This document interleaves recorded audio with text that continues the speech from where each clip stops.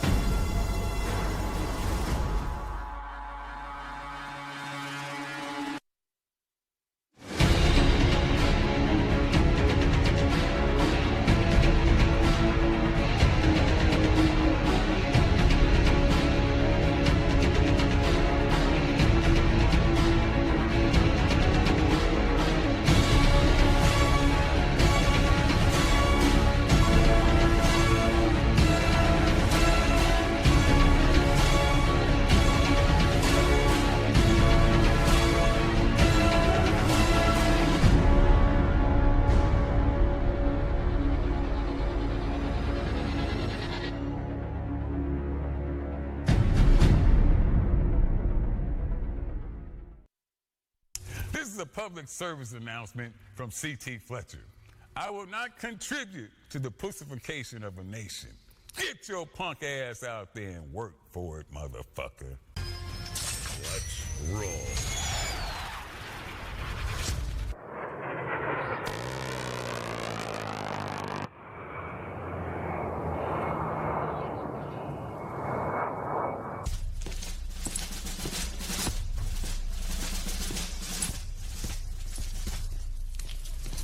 Morning, Sergeant Major.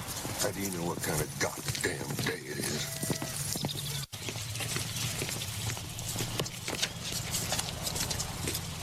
Beautiful morning, Sergeant Major. Are you a fucking weatherman now? You're listening to Sergeant's Time on WTF Nation Radio.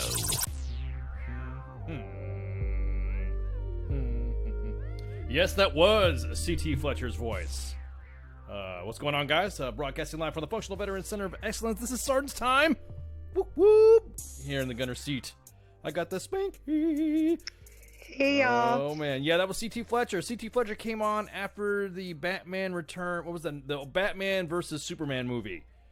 And he came on as a guest and decided to throw us a couple of sound bites with that shit. So, yeah, that was pretty cool when he came on. He is my inspirational hero.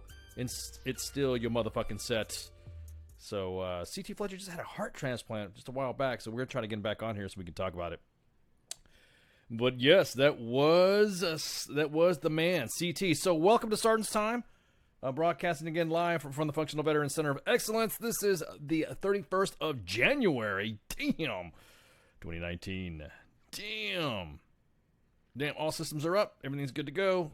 You got drinks. You got drinks, Maggie? Everyone's got drinks. Everyone's got smokes. Everyone's got smokes. Terry, you got your vape? You good to go? I just want to make sure everybody's clear and comfortable while we... Yeah, it was Batman or Die. That's what it was. Yeah, thank you. I'm sorry. I did not know what that... remember that movie's Batman versus Super Batman or Die, whatever. Anyways... yeah, so he was on there. He was on the show. He came out. It was a fun show. There was a couple of feels moments. All of us were hanging out, and we got some feels going. And CT threw it out there for us, and gave us some proper motivation. So it was a really good show.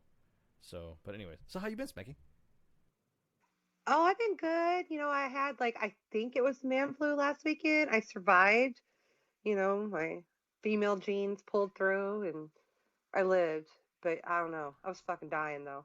Yeah. Well, You can hear like the remnants of it in my voice right now. Like I got a little bit of sniffles left, but I have wine, I have smokes, vaping things, and it's like I don't know, strawberry shortcake or something. So I'm gonna live. kind of hard to I be survived. kind of hard to be a badass when everyone's smelling like fucking strawberry whatever, or blueberry muffins, or strawberry crackle, or whatever the fucking flavor is of vaping. I break balls. I mean, if you got a vape, and that's the best way you can do to quit smoking, and you can knock the habit off, and you don't have a DD214 to partake in other herbal supplements, then hey, nothing wrong with that. There is nothing wrong with getting some of that going on. So yeah, the kids have been sick. Was your kid sick too?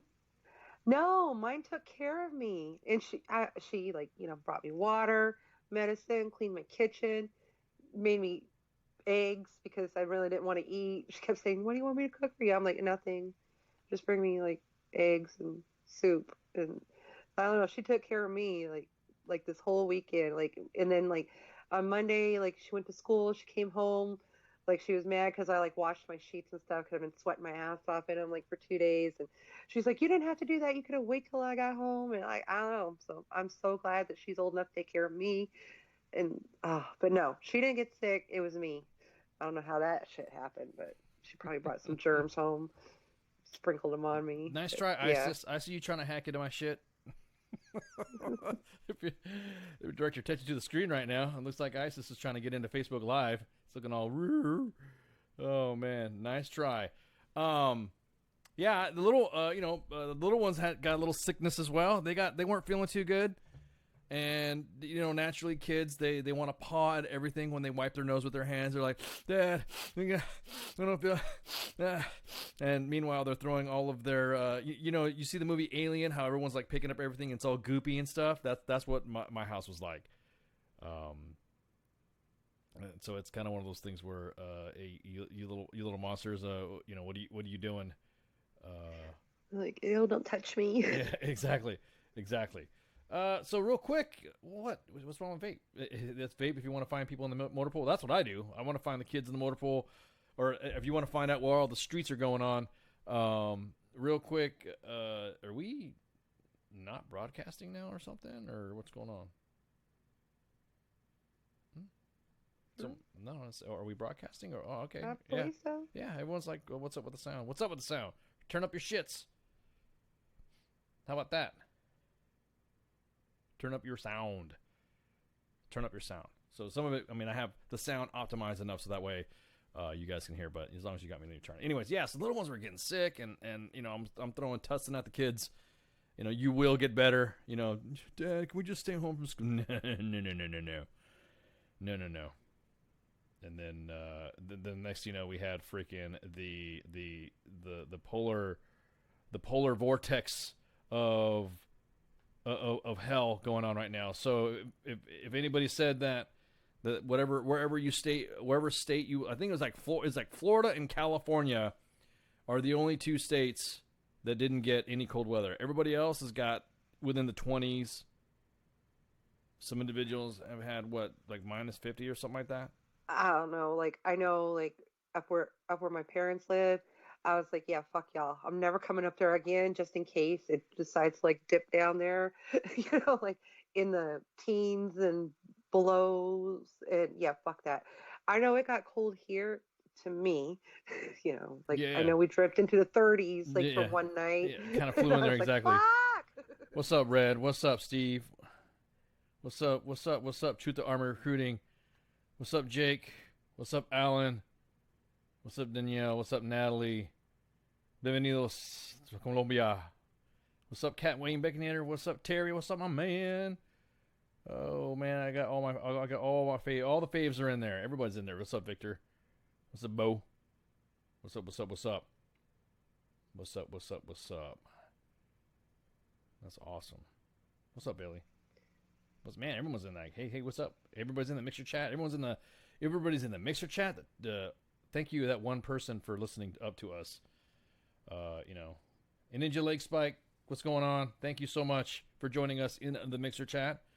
That is so awesome. We're getting more people in the Mixer chat listening to us.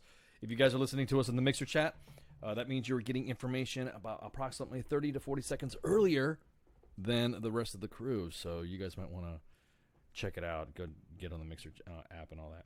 So, anyways, okay. So real quick, there's some drama going on with the governments, with the migrants and the Al Qaeda's down at the border, and it appears that we're going to be sending more troops down there.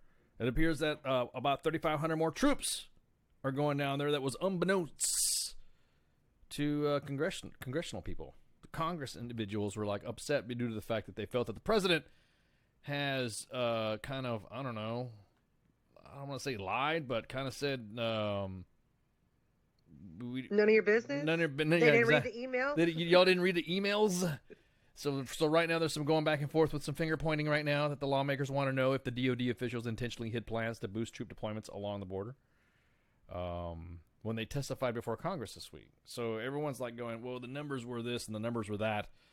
And when you kind of think about it, let's be honest, let's be real. You really, congressional people, I think have now gone so to the point of not being trustworthy that I'm sorry, the U.S. military is obviously led and answered to by civilian leadership. But I honestly think that everything that somebody in the military says or anybody in the Department of Defense or any of the departments is going to get run out and get politicized immediately. It's just the way politics work.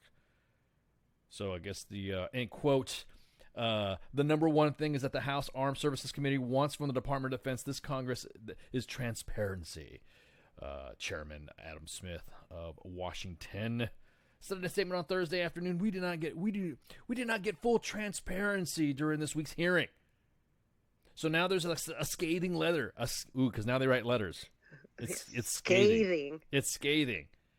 In a scathing letter to Acting Defense Secretary Patrick Shanahan, Smith criticized the Undersecretary of Defense for Policy, John Rood, for not mentioning the impending plans of increasing the active duty military presence along the border by 3,500 troops. Now, you just said it right. You just nailed it right on the fucking head, Spanky. Did you not see the brief? Like, are we supposed to like tell them every single move we make? Like, because I had leaders like that. Like, and, I'll text you every single fucking thing I do. Like, I'm going to the bathroom. I'm back from the bathroom. I'm sitting at my desk. I will do it. So like, how much transparency do you want? Did you not, like, seriously, like, trust me, it'll happen. You'll know every fucking move I make. I'll tell you when I'm going to bed. I woke up. It'll happen. Well, those are have some fucking transparency. Those are the sure signs of a micromanager that wants to get too much information. But the way I see it, I think that the Senate Arms Committee, I think they just kind of glanced over it. I'm sure it was there. They just correct because they said it's through the end of the fiscal year, so correct. I'm sure these plans are laid out. Yeah, and that's the thing. They're the ones that have to have. Well, what was funny is that there are already 2,300 troops right now currently deployed across several southern states, in a support role, of course. And they are now saying that critics have panned the mission as a political exercise designed to imply the immigration emergency along the border. When federal statistics show there's no meaningful increase in illegal crossing or imminent threats. Now, that's all depending on what kind of statistics you're looking at. According to the FBI and according to DEH, there's been plenty of apprehensions along. It's a steady state. It's steady. So if there's purely for example, if there's 1,000 apprehensions a month, whether somebody was there or not, that means that there's 1,000, and it means. The way I see it, they're not given enough opportunity to set up enough barriers. Now, currently, we have what? We've seen engineers, we've seen MPs. We've seen those guys down there set up barbed wire and concertina, but nothing to the effect where we was, I don't know. They made a big bus, just yesterday or today, a big fentanyl bus. Busting about like 100, 200 pounds or something like that. Right? I think I saw something about that. I don't remember the exact numbers. Of excellence, exactly that. Of excellence. But again, I'm sure they have, like I said, this whole plan laid out, and like, there could be between this many and this many out there, and They just didn't read it. And again, there's going to be times where there's more, there's times when there's less, probably swapping some in, swapping some out. Yeah, but I think when they say that there's no apprehensions, I think at this point, there should be that. I think the military should kind of take over this stuff. Now here, look, you guys have been downrange, and we capture some bad guys. We put them in a biometric system. Everybody knows that. We put them in some biometric stuff, and then that's it. They get biometric matrices. I'm not completely callous. No, I don't think that everyone should be left out in the middle of the desert to kind of fend for themselves. So once they're detained, there's nothing wrong with running some prints and running some eyeball scans and getting them registered up, and then you will stand here for whatever, and then you're released back, and then you're kind of like in the system. So that way, if they were to come back, if they were to cross illegally again, then they're marked. We know who they are, right? So I really don't. Makes sense. Well, I mean, really don't see what the big deal is. Everyone's talking about, well, you should let these people over, or they're not really doing this. If they're illegally crossing, they're illegally crossing. Now, I understand there are some families that have been here like forever and a day before borders were set up in this country, and if you were lucky to set up that the borders crossed over, then that's good on you. That's awesome. But it doesn't mean that individuals who want to play that, I want to come across the border because this. Just do it fucking right, man. There's just I don't get how we just can't do it right. Anyways, that's a whole another show. Whole another show in that discussion. Well, my point is the fact is that the military, if we're hiding those numbers from Congress, which I highly doubt, all these generals and everybody that's been briefing this operation, what did they call it before? They called it Operation Taco Truck? No, it was Operation Noble Patriot. That's what we called it. Yeah, we called it, Operation Taco Truck. It was Operation Noble Patriot. And when that came up, there was so many briefings and so many, hang some flares. There were so many briefings and so many updates of how many people were down there. The fact that I think Congress purposely missed it. Like the way the press and the way the media work up on the Hill, somebody has a slideshow or a slide deck and it gets sent to specific people. There has to be. Oh, I'm sure. It's there. They just, like I said, they missed it. They were doing something else. They didn't read it. Whatever other briefing they had to be to priority. The information's out there. You just didn't get it, or you just didn't put enough high enough priority on it when it was there.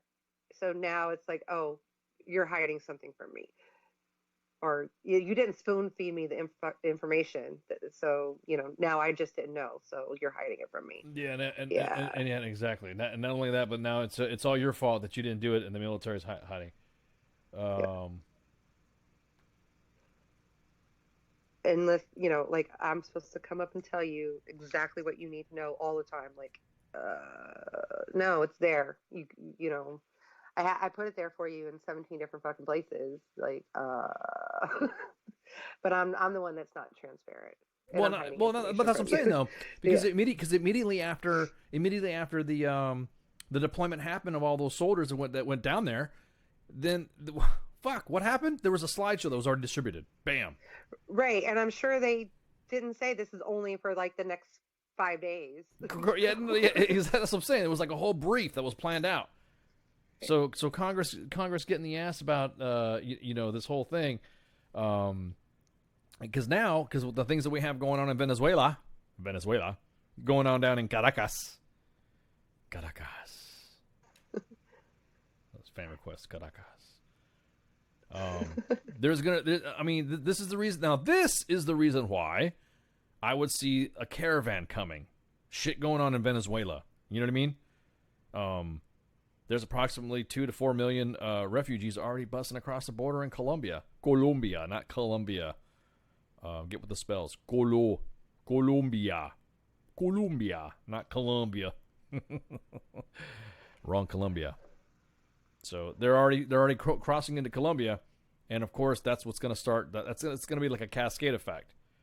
So all those migrants, all those refugees are going to come up through Central America, and bam, where do you think they're going to show up? Now, here's the thing: Now, that's just why I love politics. It's fucking funny as shit when it has to do with the military. Now the military has to deal with politicians' bullshits of the fact that now we're going to have to deal with the real caravan like there was a real problem. Everyone said, this is a manufactured crisis. Hey, our troops going to fucking to Colombia is not a manufactured crisis.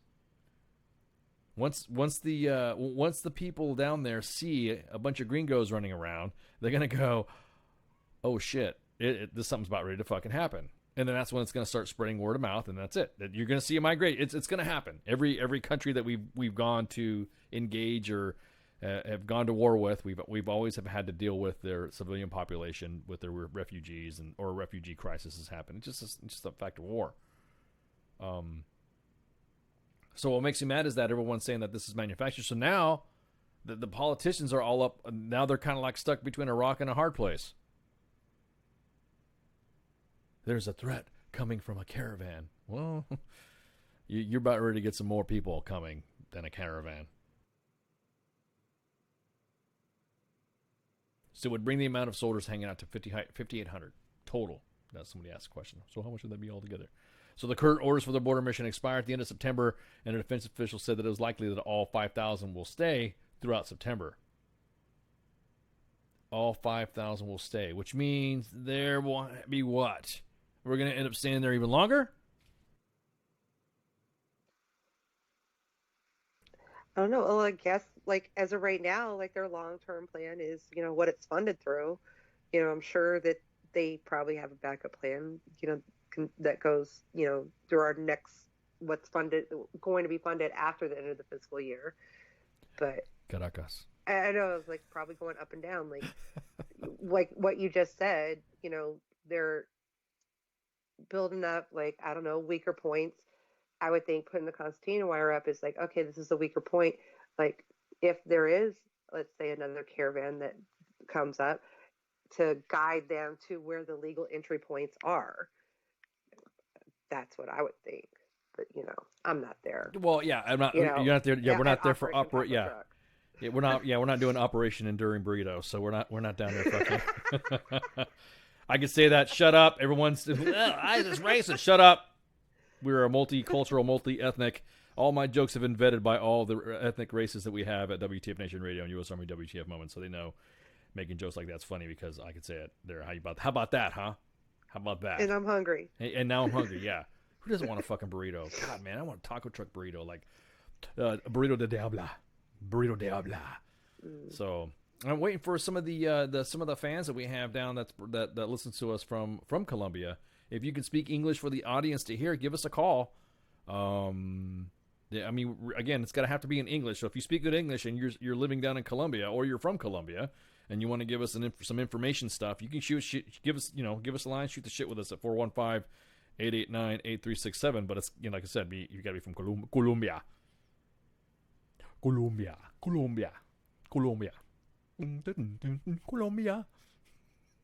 Sorry. You gonna start dancing soon? Sorry. Oh, come on, everyone. No, shut up. You've not been downrange and heard of music from the country that you've been deployed to, and you just start laughing because that sounds funny. Somebody told me that's how Spanish music sounds. So, I'm like, well, that's what type of music? Then they start going into the reggaeton, and they start going into, merengue and all that stuff. I'm like, oh, whatever, dude. So, don't want to offend. You want to get some Whataburger? Yeah, that's going to be a lot of tanks. I don't know about that, man. I don't know about the tanks. The tanks there operating in a jungle environment. I mean, there are some areas in Colombia, that have deserts. There's some desert areas around there, Colombia. But then once it starts going into the central region of Caracas, then you're going to start dealing with the, whatever. There's an opposition group there. Guaido is down there. Guaido is the interim president. If you guys don't know what's been going on down in Venezuela, they had elections. The current president, Nicolás Maduro, was voted out. He was voted done, son. And now he's going out. So the president, to include the interim, the president-elect or the interim president, as they're saying it down there, is now ready to ready to take the mantle to do the big change of command, and Maduro don't want to give it up. Standard, it's a standard Latin American thing from the 80s. Nobody wanted to give up power, and they ended up disarming all the citizens, which they did. They made all the Venezuelan government made everybody turn their guns, and then now the opposition party is getting threatened. It's like the social media thing. It's like what do they call it overseas? They call it the Arab Spring. It's like the Latin Spring. Winter though. We know the 25th Infantry is about to be busy. Why is it got to be 25th? How do you know if it's the 25th? It may not be. It may not be tropic lightning. It may be ready to fight tonight. The 25th ID, right? Or not 25th of 2 ID. That's the ready to fight tonight, guys. Yeah, that's the. And then tropic lightning is a 25th ID, or it could be the Marne people. Marne people, or maybe the 82nd or the 101st. Who knows? But I know there's a lot of drama going on. There was a news conference with the National Security Advisor, John Bolton, the guy that looks like the Lorax.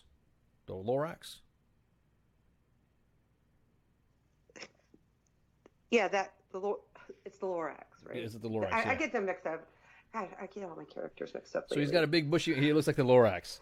Yeah. Watch out for that dude with the trees. Hang on. Capitan Wayne Baconator said that watch out for the dude with a coffee bean carrying mule. He is the master. You're talking about Juan Valdez, and his mule Pepe. Caracas. I'm trying not to cough. I don't think Bailey's ever heard anybody speak Spanish before. Caracas. She's like, say that again. Caracas. Sorry. Now I feel like I gotta get up and dance. I know.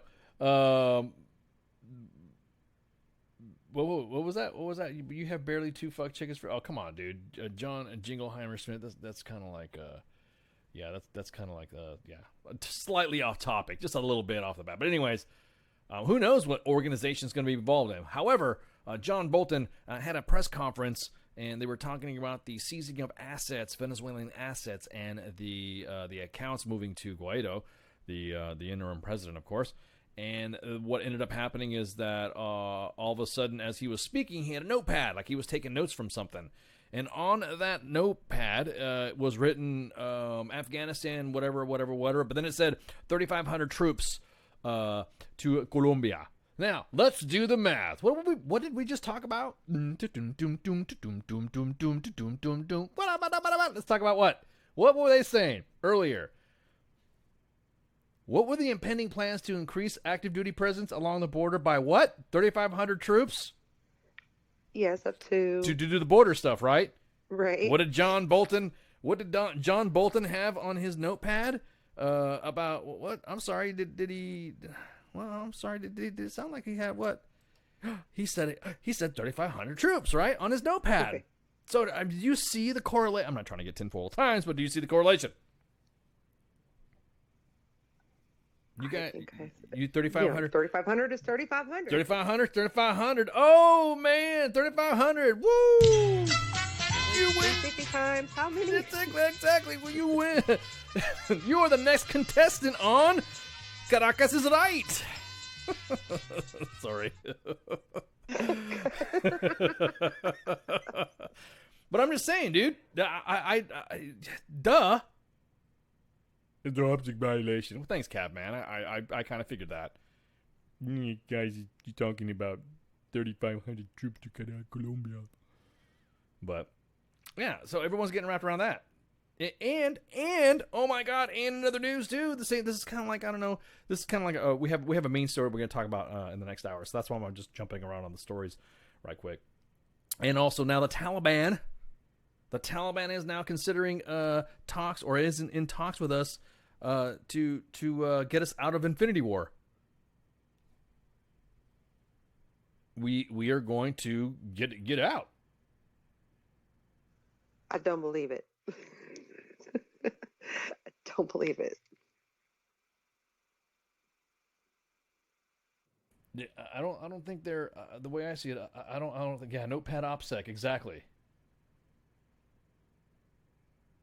And my whole point being is that let's spin the wheel full of blood. Exactly. Come on down. So now they're talking about concessions between us and the Taliban and the Afghan government. Are you guys not seeing something right now that we are now in talks with the Taliban and the Afghan government? So the government that we went in there to go fuck up, that was harboring Al Qaeda's and harboring Osama, we are now in talks with the Taliban that we overthrew back in 2002, 2003, and installed the government that's there now. And now we're in negotiations for the government that we destroyed, and then the government we installed for peace talks, so we can get out. Is it making some fucking sense? That makes like, 0 sense to me, but they don't pay me to make sense. That's right, Alan. That's exactly it. They want to negotiate the date so that way they can have their fucking big parade. They can have their big Taliban parade down in Kabul. That's right. They want to do that, man. They totally want to fucking do that. They want to sit there and say that we're declaring Afghanistan. We beat the infidels. How do I have a feeling that the Afghan government is going to be like part of it? Does that make any sense? Where I think that they're kind of like involved or something like that. You know what I'm saying? Like they have something to do with it or something. I mean, how did I get started? Like someone had to say, "Hey, you guys want to talk?" That's what I'm saying. How do you do it? How do you do that? How did you get the Taliban to come?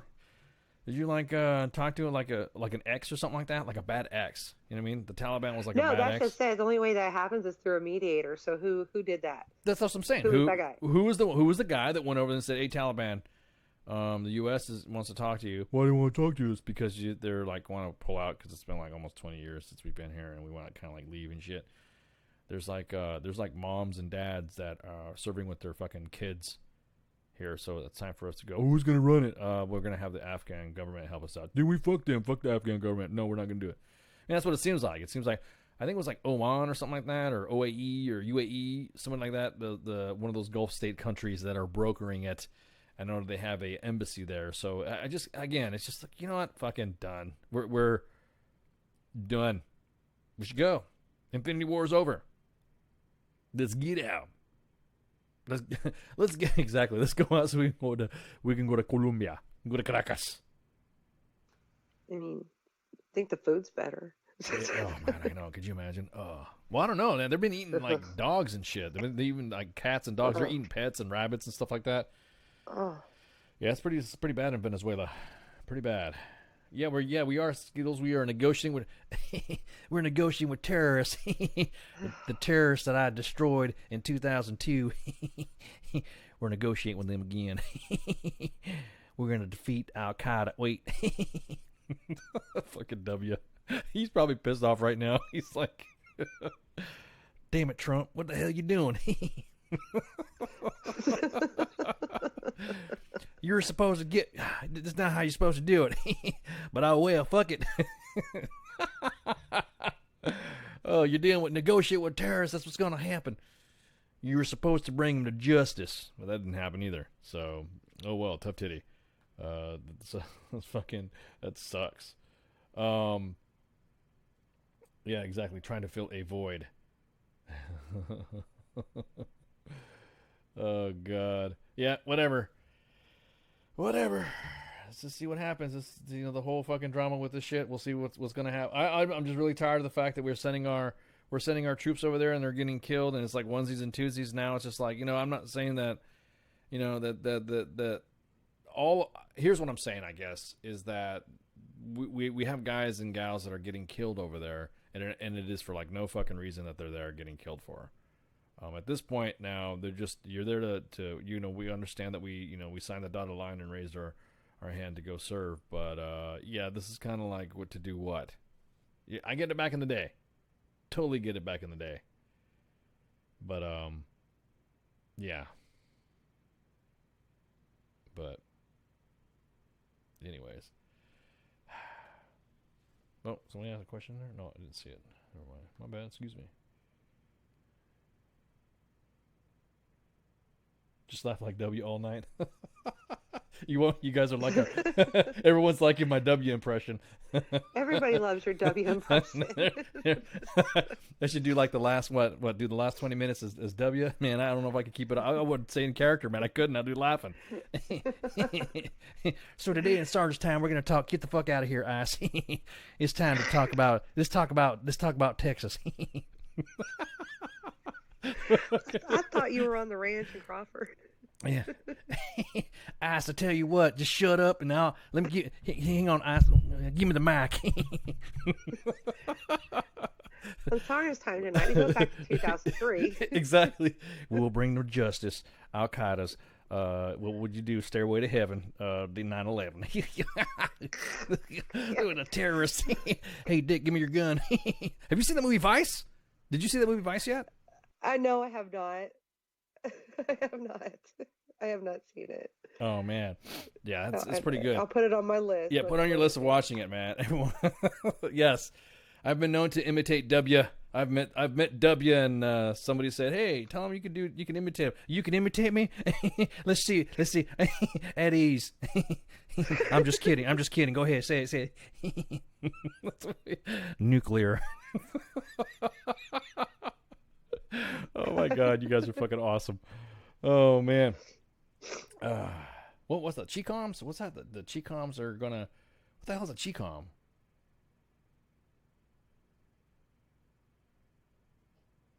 Red.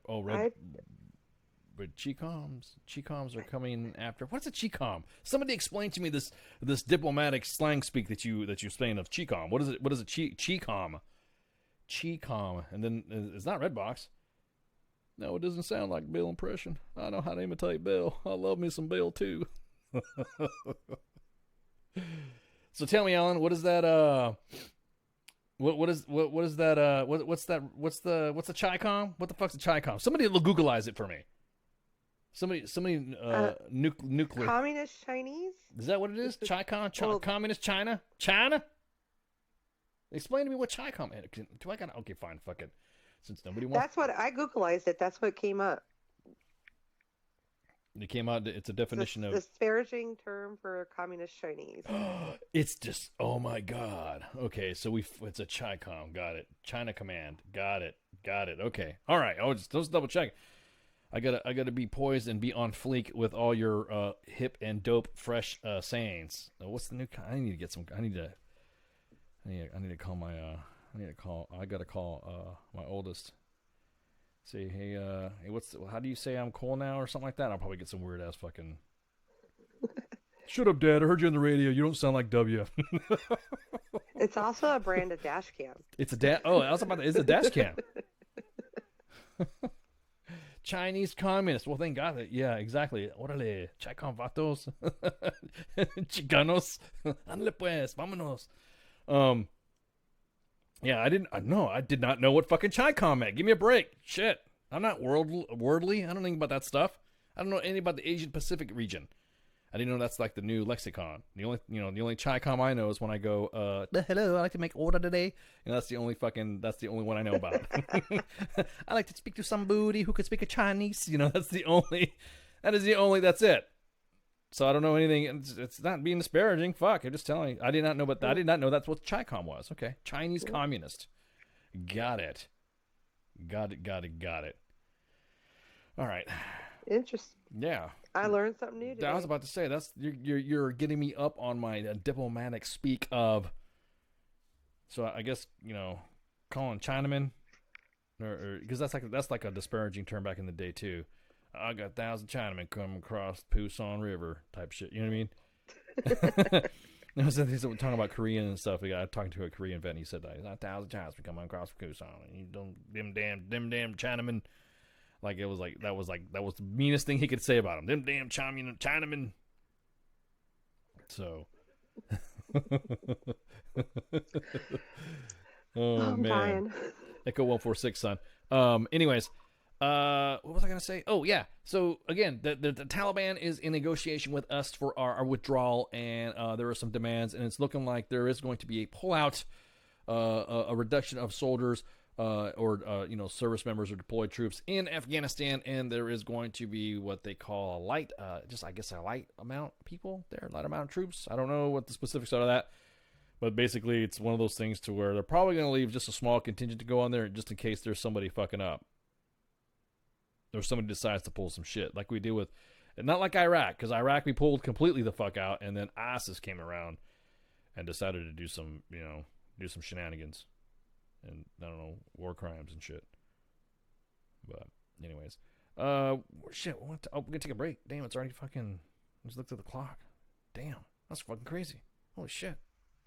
I know. Start talking about, Chi-coms and pulling out. Did you hear about him? He got about a case of the Chi-coms, bro. He didn't pull out. What? What the fuck?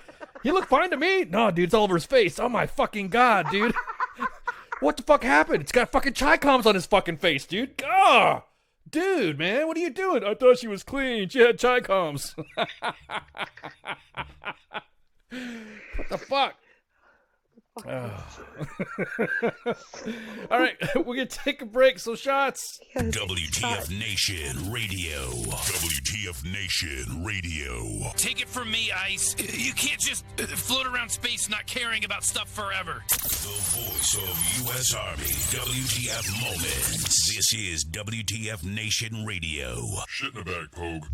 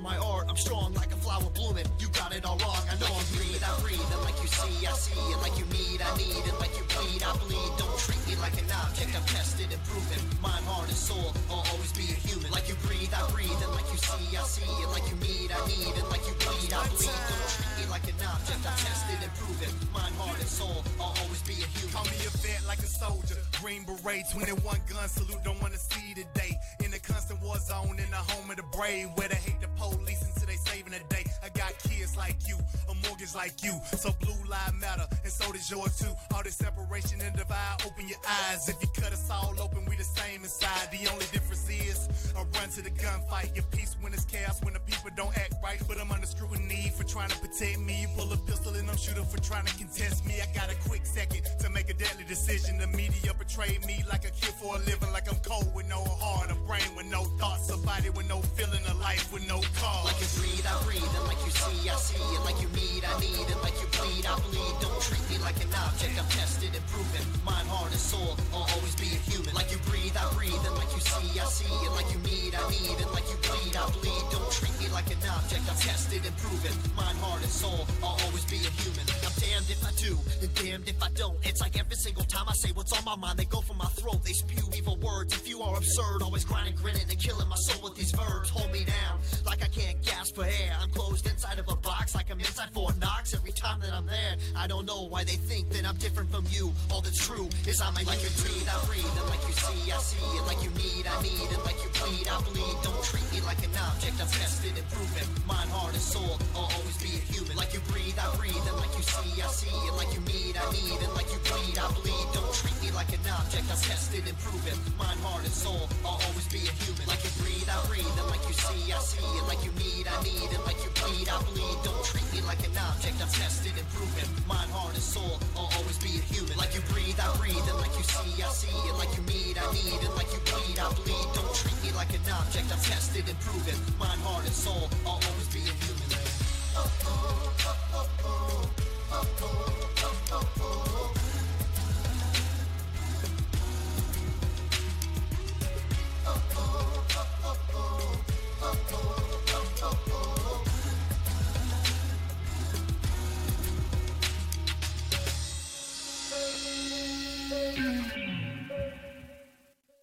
Atrocity. This station is now the ultimate power in the universe.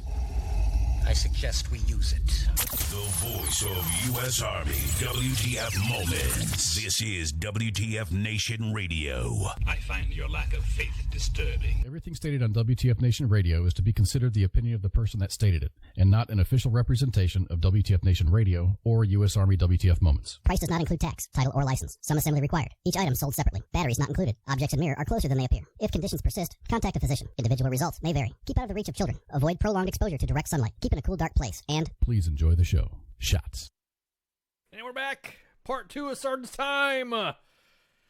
Ask You Shall Receive. That was Tech 9 and our very own J Ready with PTSD. Anyways, welcome back. We're going to talk about some stuff right quick. There's been a breaking news story. Actually, not really breaking news. It was just something that was being discussed already. The fact that now that the Army has... I tell you what, this new Secretary of the Army, he's out of control. I mean, he's... Some of the stuff that he's doing right now is straight... It's almost like NCO business. It's like he's sergeanting. He's breaking new ground in some of the... Well, first, I mean, if you guys already know, we broke the story that he was all about the PT belts going away, which is a big win. Again, unless you are in an area that is... you're at night. Obviously, if you're at night, then you have to run with a PT belt. But during the daytime hours or running on a track, you're not required to have a PT belt. The probably the most common sense piece of policy that the Secretary of the Army has thrown out. Well, he's thrown out another one. Another one. Changing the regulation and changing the directive, adding a directive to the Army Parental Leave Program.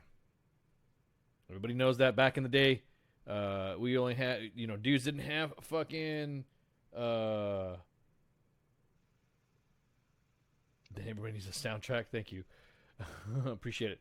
That before, everybody had maternity leave, And now the Army came out with paternity leave, right? Which Right. everyone was kind of like throwing the hate on fucking paternity leave. Well, you best believe when fucking baby ass was born, I was exercising my rights. Exercising my rights as a father. And look, I only got 10 days, okay? Like 10 working days. So it's basically legit. Legit. So I think this is awesome. They've changed the policy now that's 21.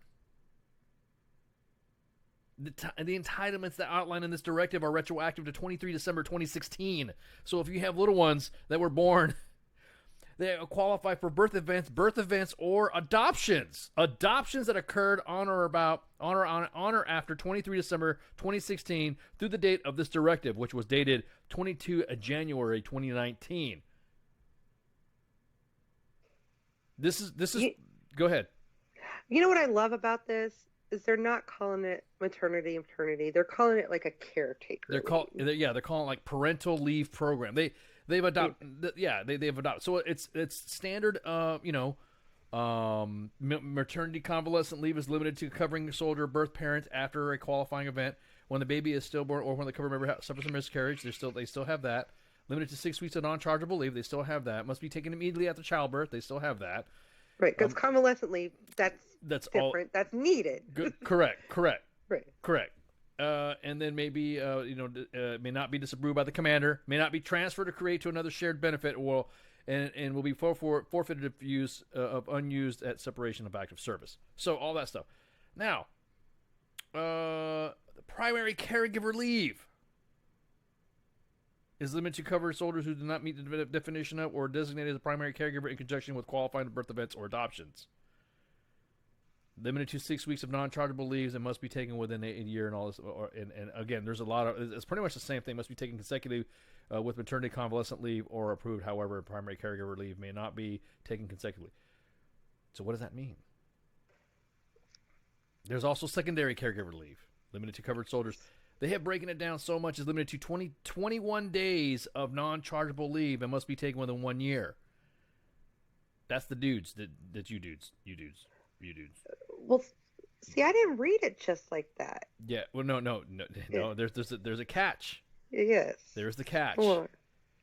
Primary leave and secondary caregiver leave as it relates to surrogacy.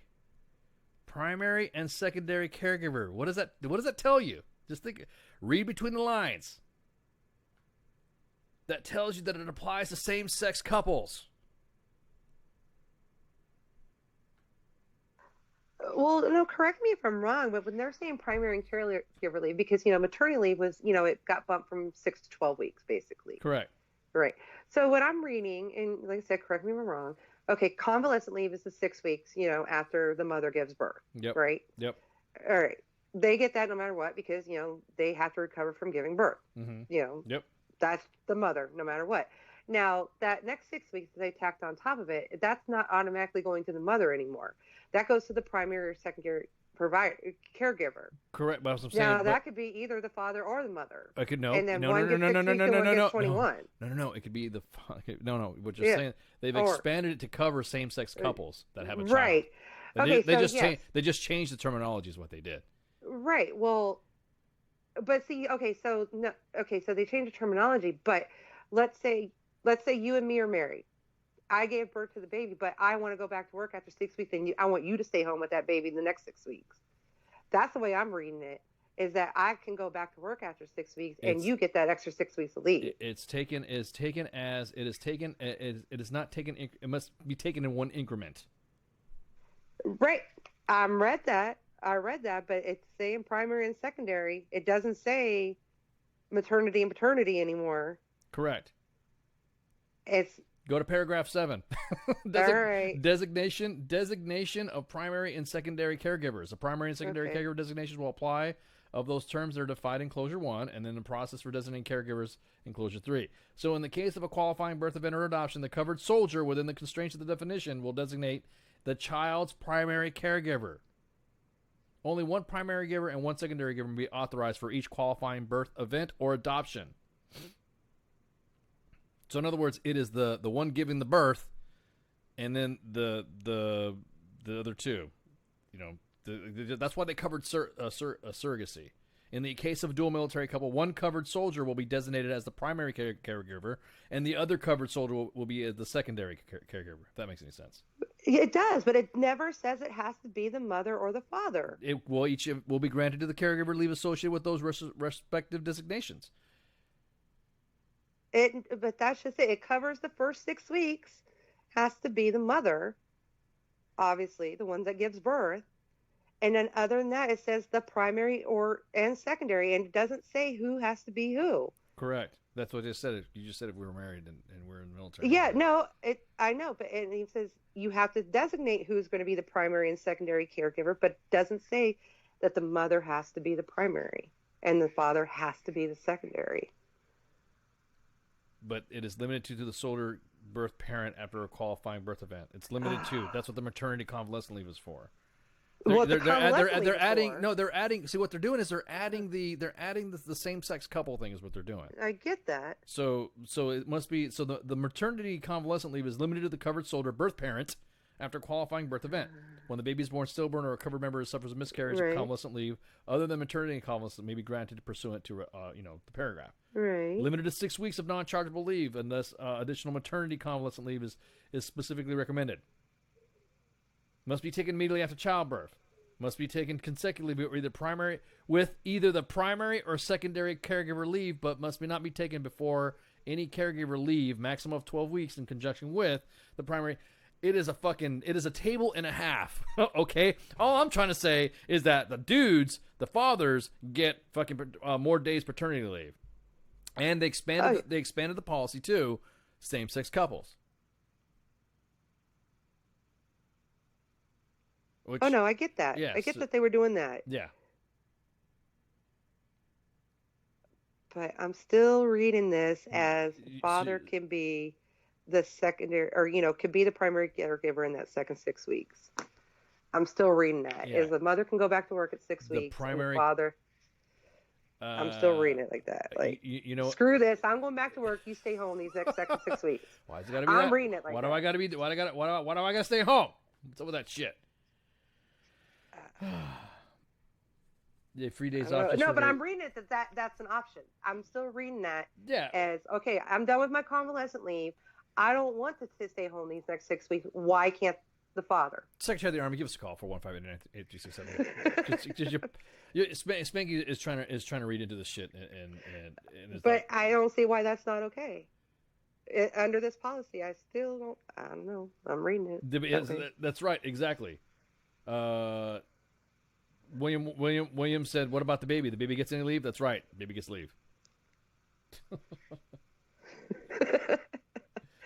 No, but seriously, why? If it's okay for same-sex couples and everything else, I get where they're saying the father is getting more leave. I completely understand that, and as the secondary caregiver, and I get where they're separating that 12 weeks of maternity leave that they had. I get that too, but I don't understand why, like, if they're separating the convalescent leave between the caregiver leave, why that can't switch. And then the mother only gets those extra, 21 days or whatever, of free leave, I don't want to call it free leave, of caregiver leave on top of the convalescent leave. And, I think it's cool. No, I do too, but I don't see why they can't separate that. Like, if I want to go back to work after my convalescent leave, no, my body's healed from childbirth, and let the dad take the caregiver leave. Hey, you stay home, take care of it. That's the Army. The Army. So the way it's, and I was just reading off the thing. So let me just do a wave top from what the Secretary of the Army said. And he signed the directive that increased parental leave from 10 parental leave, meaning whoever is the parent, from 10 to 21 days for soldiers who are designated secondary caregivers of the infants. The new policy makes the parental leave program comparable to that of other services in compliance with the 2017 National Defense Authorization Act. Mothers will now be granted 6 weeks of convalescent leave directly after giving birth and can be granted another 6 weeks of leave as primary caregiver to bond with their child anytime up to a year after birth. Quote, "We want soldiers and their families to take full advantage of this benefit, said retired Colonel Locke, Chief of Compensation of Entitlements, Army G1. He says a parental leave is a readiness issue that ensures mothers have time that they need to get back in shape, while it also takes care of their family, because, of course, the dude's talking about women getting back in shape. The policy is retroactive all the way back, like I said, from the 23rd of December 2016, the date that the NDAA legislation was signed back in fiscal year 2017. So, in other words, soldiers who took only 10 days of paternity leave over the past couple of years can now apply to take an additional 11 days. So right now, dudes, right now, fathers, soldiers, if you only took 10 days and your child was born from 23rd to 2016 to now, damn it, maybe you guys just missed it. Figures. The alternative would be reinstated 11 days of annual leave at the time that it's spent with their infant. Eligible soldiers need to complete the DA Form 4187 to submit it to their commanders for consideration regarding the retroactive parental leave. Fathers can be designated as primary caregivers. Speak English, ass. Caregivers and granted 6 weeks or 42 days of parental leave according to the new policy. However, only one parent can be designated as primary caregiver. That answers your question. If a mother needs to return to work and cannot take the 6 weeks of leave to care for her infant, then the father could be designated as a primary caregiver. However, if the mother has already taken 12 weeks of maternal leave, that option is not available. Until now, only mothers could receive the up to 12 weeks of maternity leave, which had to be taken immediately after childbirth. Now, 6 weeks of convalescent leave needs to be taken following the discharge from the hospital. The second 6 weeks of primary care leave can be taken at any time up to a year from giving birth, but must be taken in one block. In the case of the retroactive primary care leave, it's be taken up to 18 months from birth. Provides soldiers and families more flexibility. The new directive also applies to soldiers on active duty to include those performing active guard reserve duty as AGRs or full-time National Guard soldiers for a period of excess 12 months. So summing up the new policy, they're calling it the Military Parental Leave Program, or you know how they like to make so it's MPLP. Now offers 3 separate types of parental leave: maternity convalescent leave, primary caregiver leave, and secondary caregiver leave.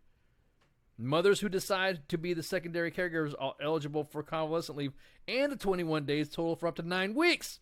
Damn, you ever going to go to work, Spanky? Shit. Well, that shows up to 9 weeks. Just like I said, I guess I didn't read it, thoroughly. I read it twice, but there was so much in there. So they can swap the mother and father thing, like I was saying. But then they only get 9 weeks instead of 12 weeks. The mother is, instead of the father taking the 21 days, he can take the 6 weeks. But then the mother can only take the 21 days. Yeah. Yes. Well, yes. I mean, yeah, okay. That's exactly what I just read. Okay. Well, shit. Well, mothers could be decided but eligible for up to a total of 9 weeks. Yeah. Parents who adopt are also eligible for the primary or secondary caregiver leave. Right. It doesn't say anything about who the father is. It can be designated of. It designates a primary and secondary leave, so that would expand to same-sex couples. Right. So what I mean, dude, more time off. Okay, read between the lines. More time off. Yeah. Right. So obviously, like I said, it's retroactive. For married couples that had the babies. And I did think the one cool thing is that the couples do not have to be married, Yes, there you go. Because you just added, you just added another block. You added what was the, I know what you were going to say, baby mamas. Yes. Baby mamas.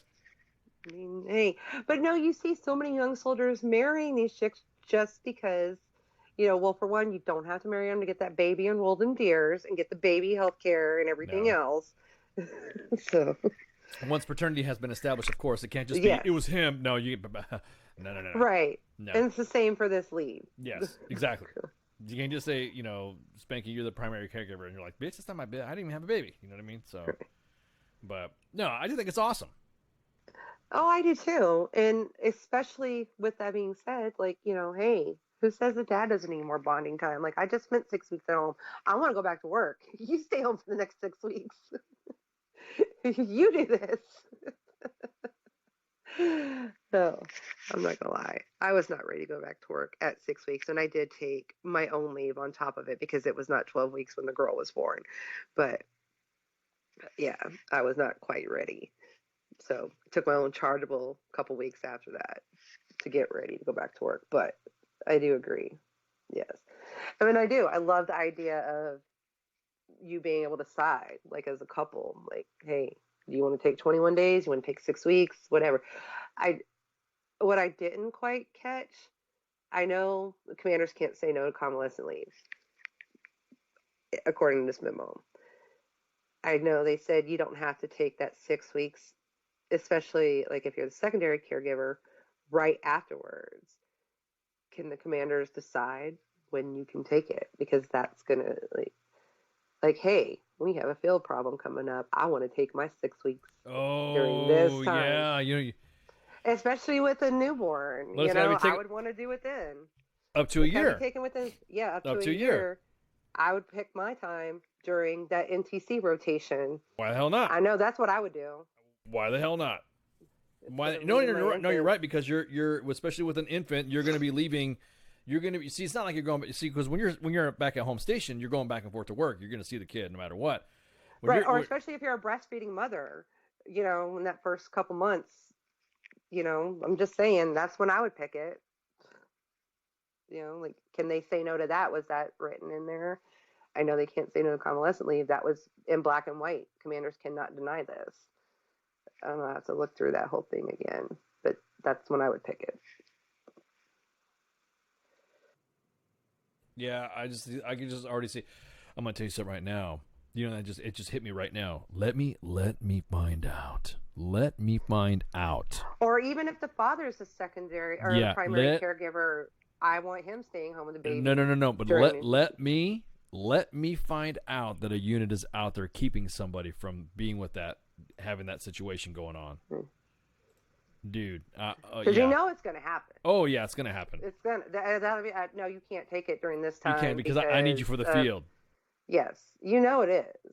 They already don't let you go to the field with half your leg falling off. You know this. Yeah, you heard it here. We know this. You heard it here, WTF Nation parents. Again, 23 December 2016. If you have a little one born back in the day, you go ahead and just go ahead and put in that leave. Just go ahead. Just talk to your swan. Talk to your swan right now about it and say, I'm going to take this leave.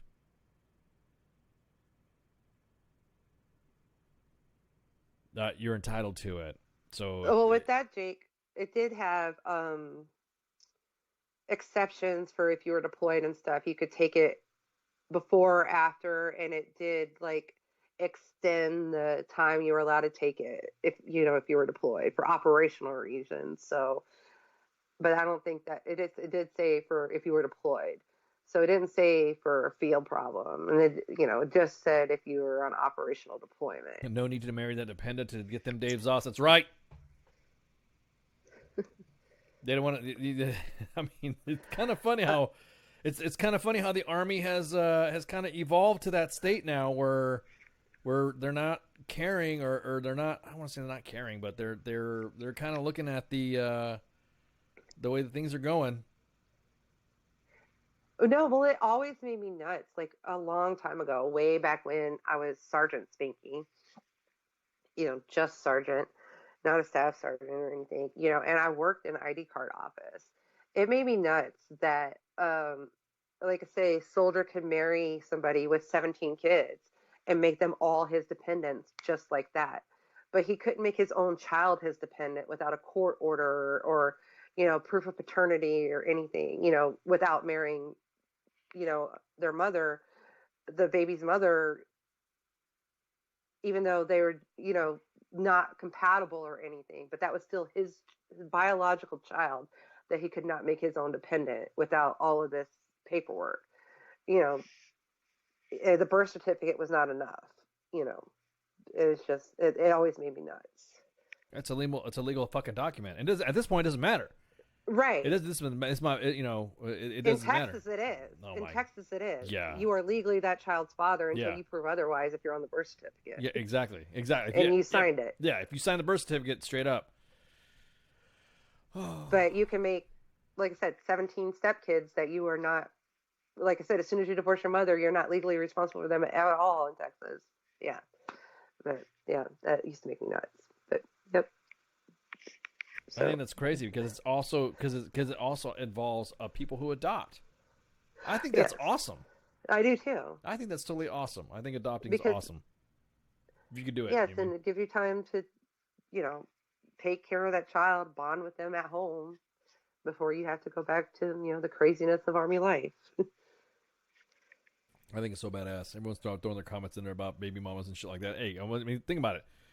The days of back to the Army, you just work. Shut up. The Army's changing. Get used to it. Change with the times.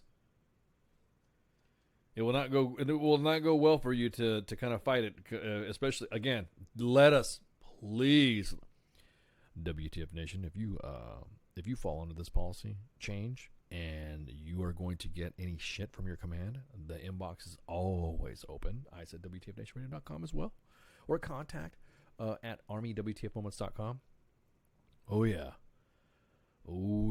I can already. It just hit me just now. I can already see some fucking commanders and sergeants major and first sergeants going, "You should have done that when you were supposed to do it." Blah blah blah. If he's entitled to it, just give it to him.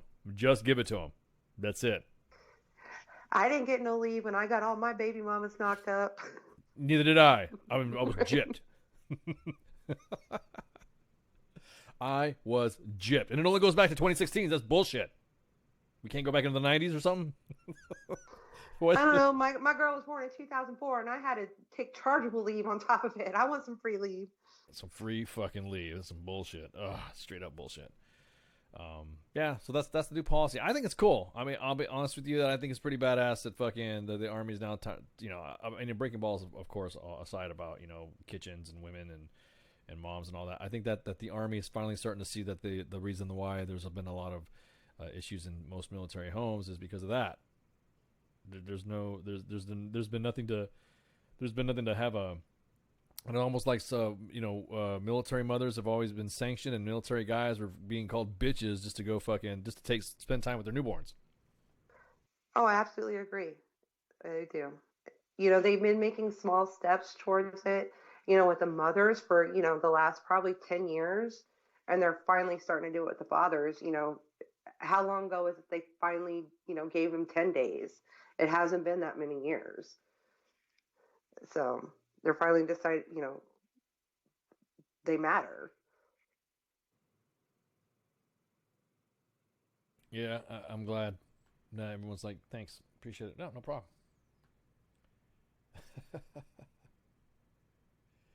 You're going back in?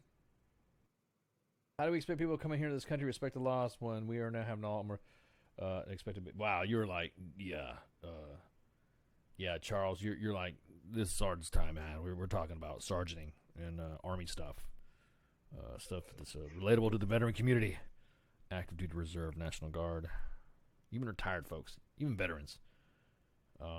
That's a question. That's a question that some people just don't. Why does the sun come up?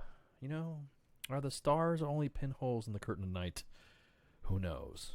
All I can say this is that tune in to Monday where me and Flash talk about opinion and news and commentary about politics. Or you can check out the Tinfoil Times to hear about your conspiracy theories. Whatever you want.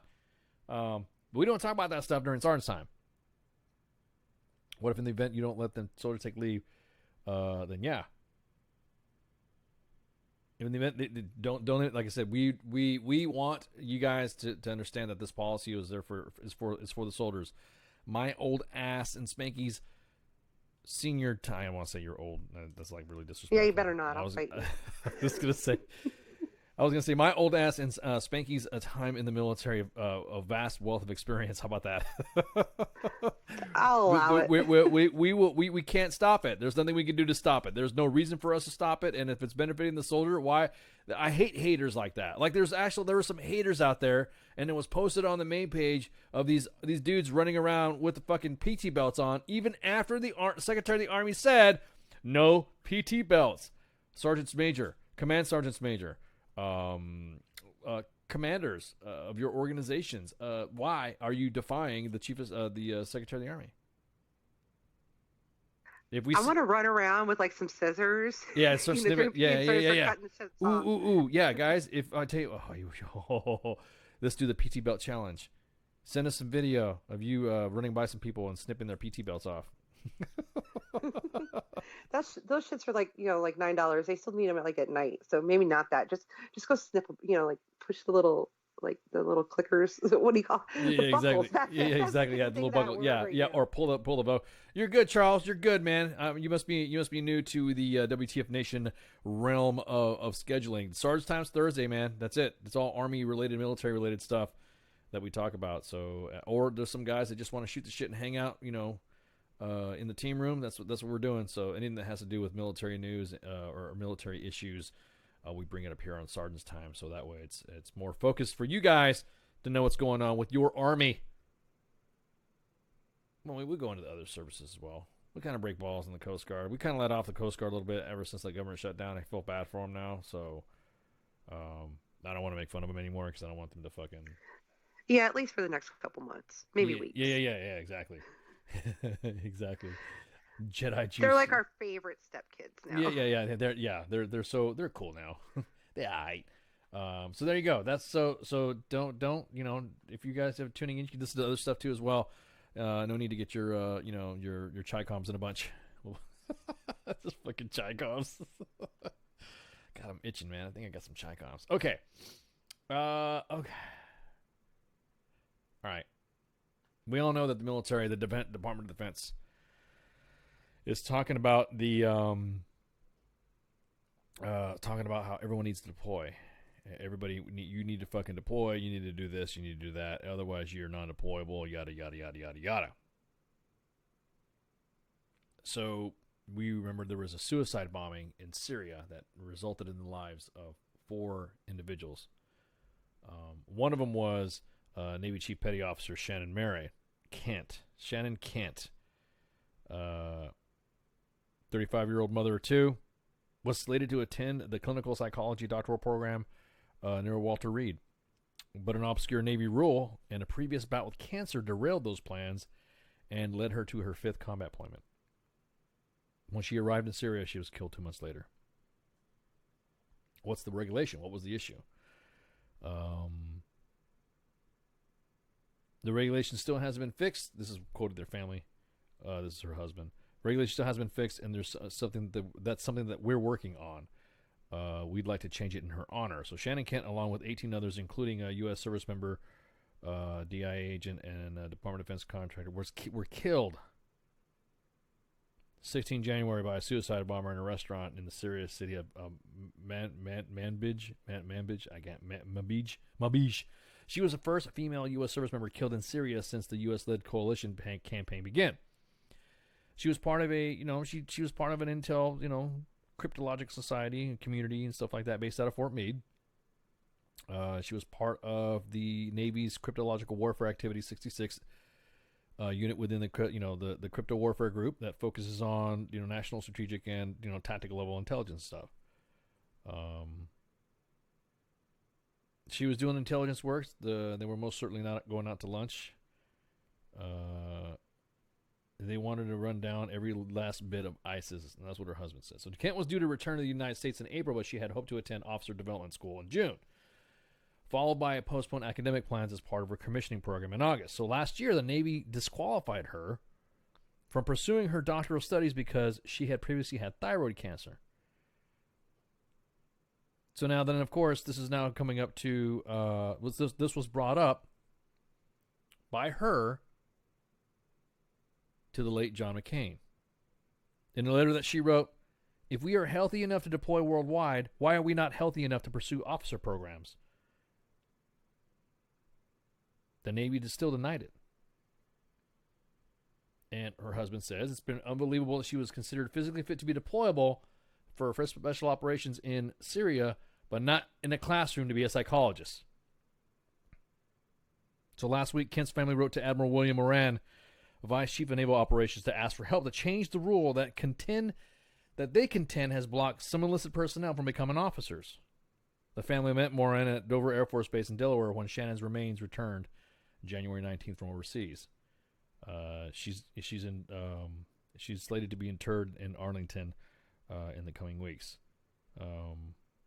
Her father-in-law said that before she is laid to her final rest, Chiefs Kent family requests that you make this change happen. The Navy said that the regulation is under review, but no final decision has been made. Navy spokesman said the Navy mourns the loss of a great sailor and offers condolences to the family, said Lieutenant Commander Sean Eklund, a Navy spokesman. The Office of the Vice Chief of Naval Operations did receive correspondence from her family and has asked the Chief of Navy personnel to review the regulation regarding the physical examination standards for enlisted sailors receiving a commission. Kent, a marathon runner and then mother of one son, started to feel lethargic in 2016. That summer, the new mother was diagnosed with thyroid cancer while her husband was deployed. Quickly, the doctors determined that she required surgery and her thyroid was removed. She didn't exactly tell me, this is what her husband said at the time, but she just said, hey, I had to cut it out and it's good. Treatment was pretty quick.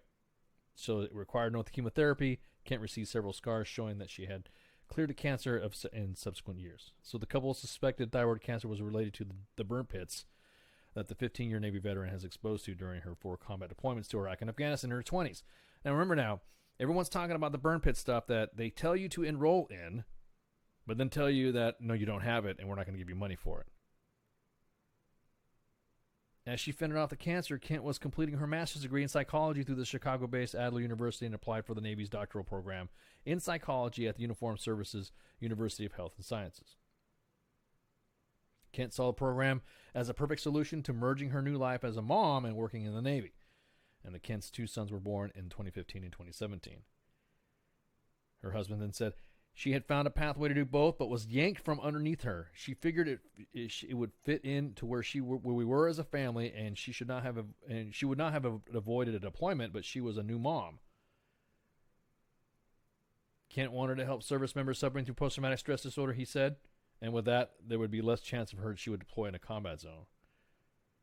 She was very interested in helping out veterans that sought out psychology as a way of staying in the community to contribute to fight and help fellow veterans out. She was accepted and got initial Navy clearance to attend the psychology program in February 2018, but however, at the end of the month, that changed. The Navy then said that she had to meet higher medical standards reserved for joining services versus the requirements for remaining an active service member. The service ruled her out from the program because of the previous cancer. The regulation contained in several sections of Chapter 15 of the Navy's Medical Department Code, or whatever, because of physical standards, or whatever, lists several health conditions, including cancer, that can disqualify a service member from receiving a commission. The causes for rejection reads is that which goes on to list several health conditions, a tumor of thyroid or other structures of the neck. Within days of her denial, she received orders that she was deploying, where she was killed. She had wrote to John McCain, this is discriminatory not just towards me, but any enlisted sailor who has aspirations to commission from active duty. McCain didn't write her back. So staff for Maryland Democratic Senators Ben Cardin and Chris Van Hollen worked with Kent in her efforts last year. Van Hollen's office took the lead on Kent's case on behalf of the Maryland delegation, Cardin said. Quote, we are deeply saddened by the loss of Chief Petty Officer Shannon Kent this past month. Chief Kent was an incredible leader who honorably served her country and the Navy. Ms. Kent worked with my office and Senator Van Hollen's office on an issue related to her eligibility to become a commissioned officer in the Navy. I mean, the whole description of how she was from her comrades is everyone thought she was, she kicked ass. She was a rock star.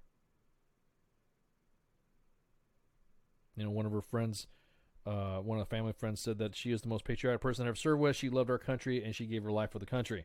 She just wanted to serve and continue to serve.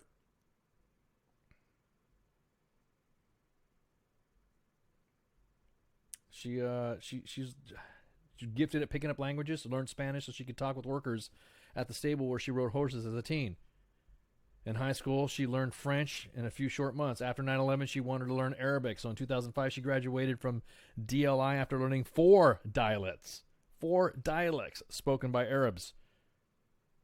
She also knew Portuguese, Hansoon, quoted as being the best linguist anyone has ever worked with. So this right here, I'm just, how could you sit there and say that everyone gets to deploy, but you can't have this, but you're not good enough to be an officer when everyone's trying to say that, hey, look, we're looking out for soldiers, we're looking out for service members.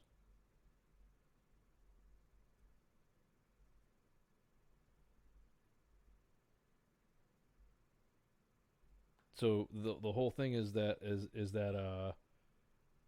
a neighbor of the Kents was able to connect to the office of Representative Walter Jones from North Carolina, a longtime vocal advocate of the post 9/11 wars. Jones is now battling health issues himself and is now in hospice care.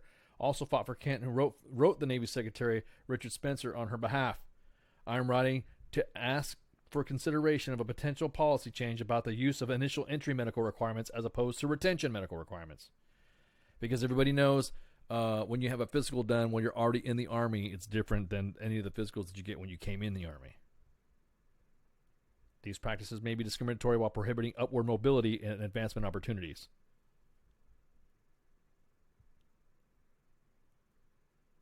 While in Syria, Kent ran into new roadblocks. The Navy required a blood sample, which was nearly impossible to get from a war zone. The day before she died, she saw her husband and her children in a FaceTime call, and it was the usual chaos of trying to keep, the two boys on screen, from what her husband says. They texted and laughed about it afterward, but she said, "Hey, I'll write back and go to bed," because she had her early outing the next day, and would text again that morning. She basically said, from what her husband said, "I'm going out this morning, and I'll text you when I get back." And that was our last talk, he said. So, I'm giving some shots to Shannon Kent. This is straight BS. In a situation like this, anybody who is going through an event on some level of standard that you had came into, and now it's different when you're in. Everybody knows that. Spanky, when you were enlisted or anything like that, did you have to do a whole new physical when you re-enlisted or something like that for retention? No, I did not. I didn't either. I know what she was going through because, certain things I've tried to do in the military. I'll say it. I try to be a recruiter. I did not meet the health standards to be a recruiter. And I thought that was the most insane thing I'd ever seen. And it wasn't. I had a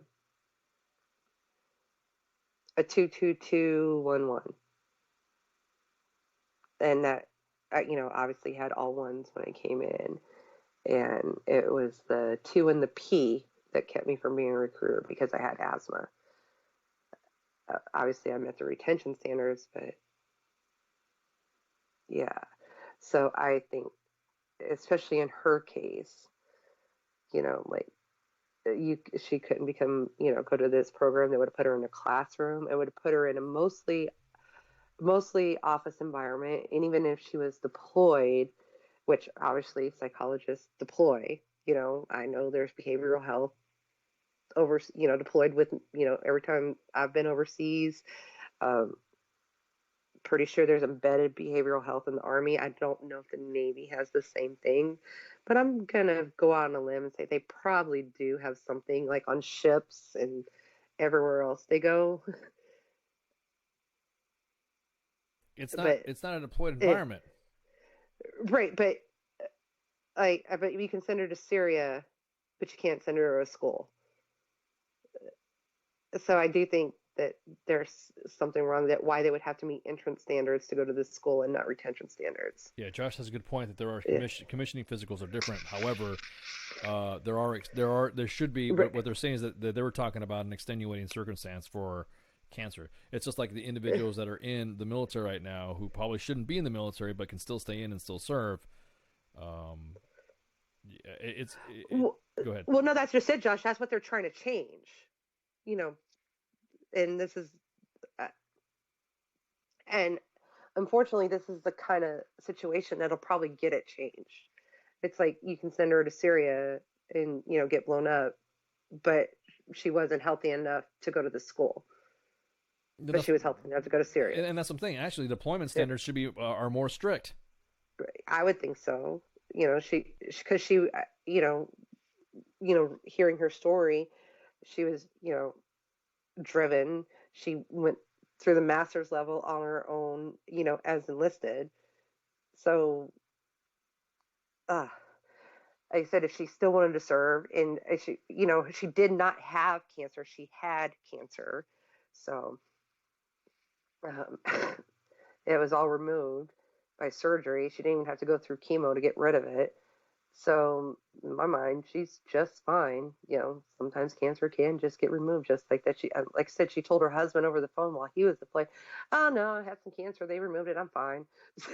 Yeah, exactly. And that's the thing. She told her husband that. That was just her mentality. I mean, she already fit the warrior ethos. I mean, just like anybody else. It's like just how any other soldier or any other service member deals with situations like that. You're just kind of like, okay, we're blowing off, we're good, but I just think that the totality of this whole thing, and this is where it gets fucking, people are going to get mad when I say this. Had the Navy done something? I mean, look at the sequence of events that led up to her death. Right. She exactly that. What it's in the chat. Hey, you're not going to get commissioned. However, we're sending you to Syria. It was almost like they're kind of like shutting her up or whatever, because going through some of these packets when I was a first sergeant, and a soldier that was wanting to be an officer or wanted to go through a commissioning program in the Army received a lot of shit. They usually got a lot of crap for wanting to go to this program. Oh, see, you just don't want to be part of the team anymore. You just want to, why you want to do that? Why there was never a question in my mind when one of my troops wanted to go do something to better themselves, to go do it. Go forth and go do officering. Hey, I'm all for it. Push it. I support it. There's nothing's going to change. I'll help you submit your packet, but until you get the word to go, you still got to go to work. It's not like you got everyone's got a packet in progress. You just do your fucking packet, and you do your normal NCO shit until it's time for you to go to OCS, or time to go to your ROTC thing, your ROTC program.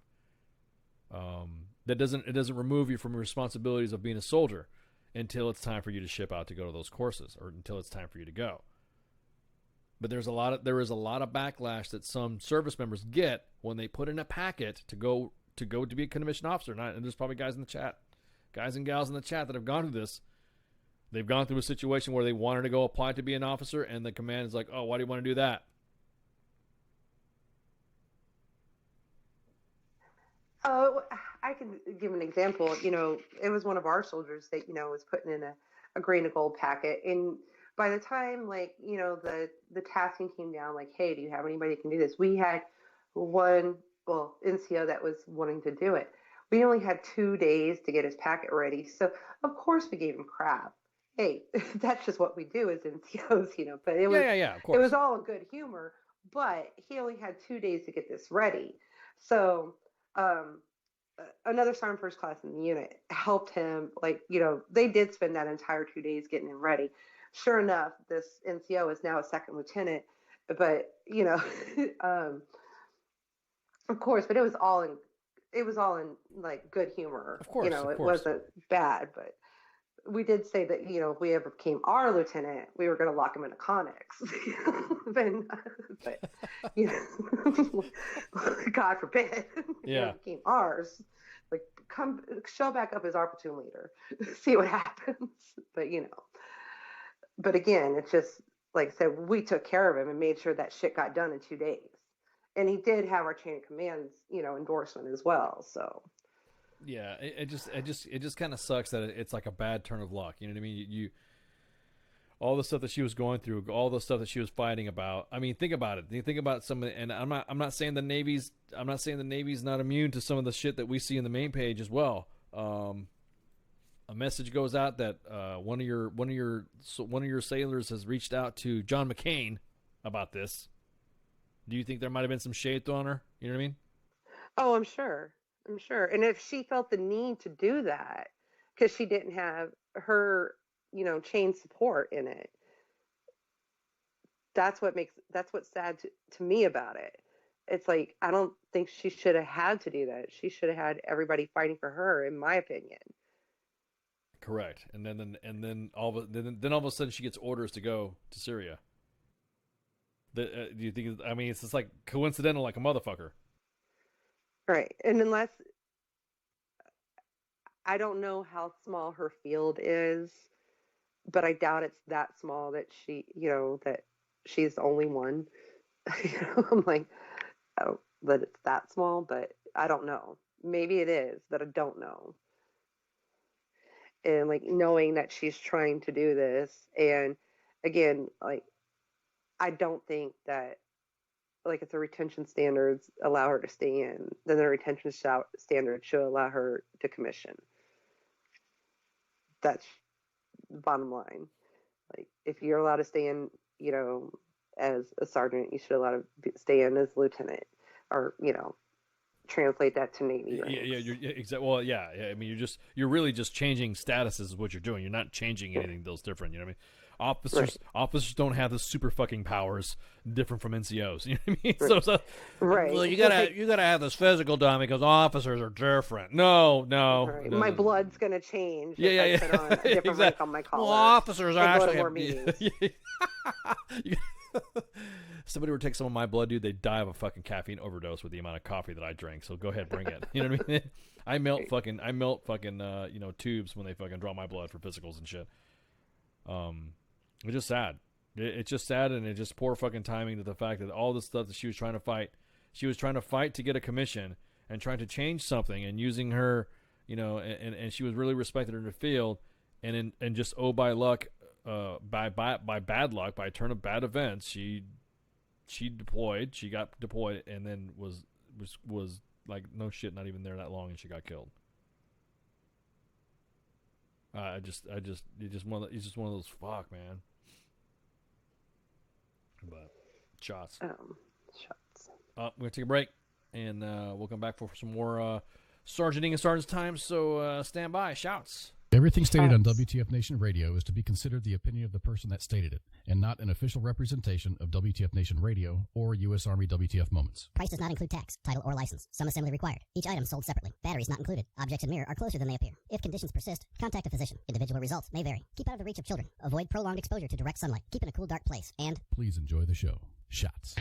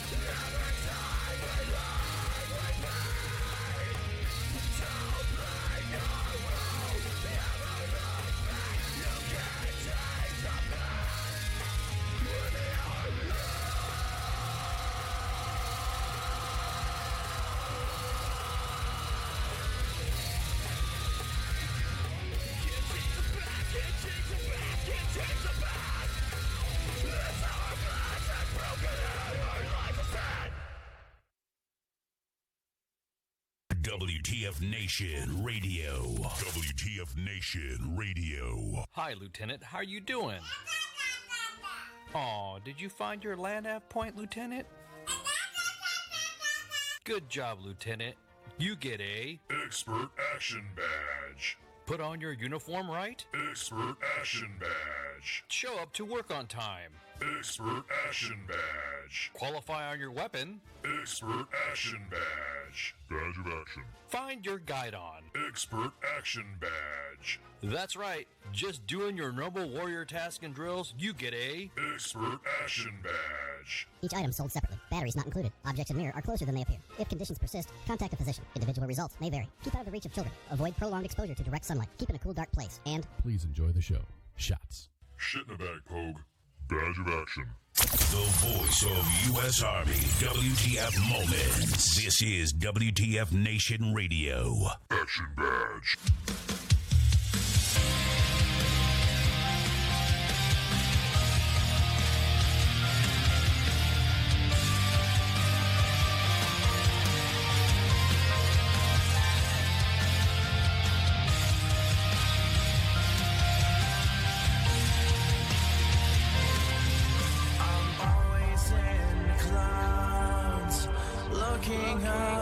Fading out, serious shapes I found blow me away.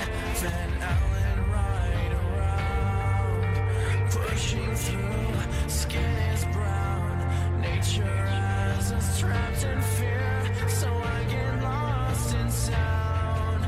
I wonder if you'll ever know why I am the way I am.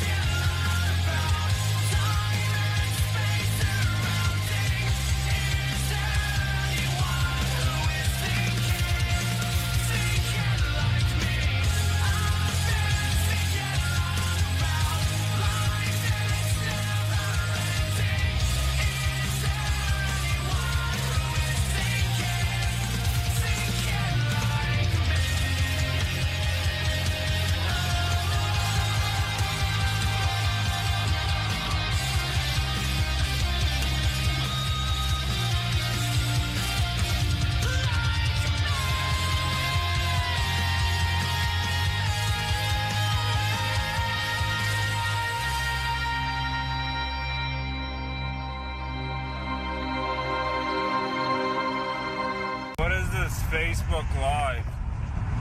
I've never heard of this shit.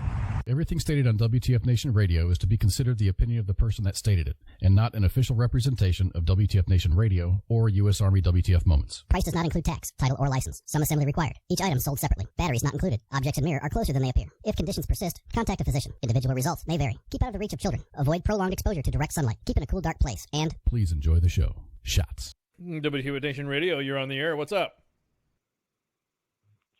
Hey, I'm just calling about what's going on with this chick that you're talking about on the radio. So I was in the Army for 7 years, and one of the things that I constantly saw was the good old boy system kick in.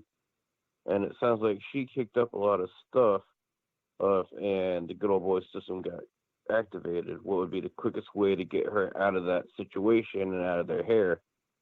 Well, we have a slot open in Syria. Let's send her there. And then things went downhill. That's what we're guessing too. I didn't want to you know what I mean? Didn't want to disrespect her on that note, but that's me, my own personal feeling. That's what I think happened. It's like, oh, you want to cause a bunch of shit and all this other stuff, and you know, people don't really take these deployments seriously until somebody gets killed. Then that's when you fucking realize the shit's real. You know what I mean? Mm-hmm. But like I said, I wasn't sure if I keep seeing all these different things on the chat and whatnot. I was like, well, this is probably the most plausible, so figured I'd throw my 2 cents in for it. No, nothing wrong with that, man. But I appreciate you accepting my call. Yeah, no problem, man. Have a good one. Me too. Yep. Bye. Late. Oh, that's what I'm talking about, man. Jay, give us a call, man. What do you sound like? Right? He's always in the chat and shooting the shit. So, you know, what the hell, Jake? How about you give us a call? And then he goes out for freezing cold smoke breaks. He lets us know about that. Okay. Yeah, exactly. So you're going out for freezing cold. I just want to make sure our Jake is okay. But no, that's a good point. I mean, that's kind of like what I was kind of alluding to without saying it. That I think that she was fucking getting pissed off, and of course, you know, the squeaky wheel gets the oil, and she fucking was, you know, I mean, she's riding John McCain. Oh, and I'll say this, you know, a lot of people, I don't say a lot of people, some people may have saw it as, oh, she wants to do this to get out of deploying, you know, because she had 2 young kids. Yep. You know, as a single parent for 10 years in the military, you know, I had my daughter, I'll say I had a break in service right after I had her. Me and my now ex-husband, you know, dual military. My daughter was born in 2004. I was not going when she was 4 months old. I decided to get out. That was just it. I was not leaving a 4-month-old infant. So I decided to get out. I went back in when she was 18 months old. And at that time I was, okay, I still wasn't going to be happy about leaving her, but, you know, I was mentally capable of doing it then. I was not when she was 4 months old. So I decided, nope, I'll get out. But at that time I had made better plans, which I don't know if you've had a baby at that time, you're really not like. No, I've never had a baby before. Oh no, if you have, you're not mentally all there right away. You're really not.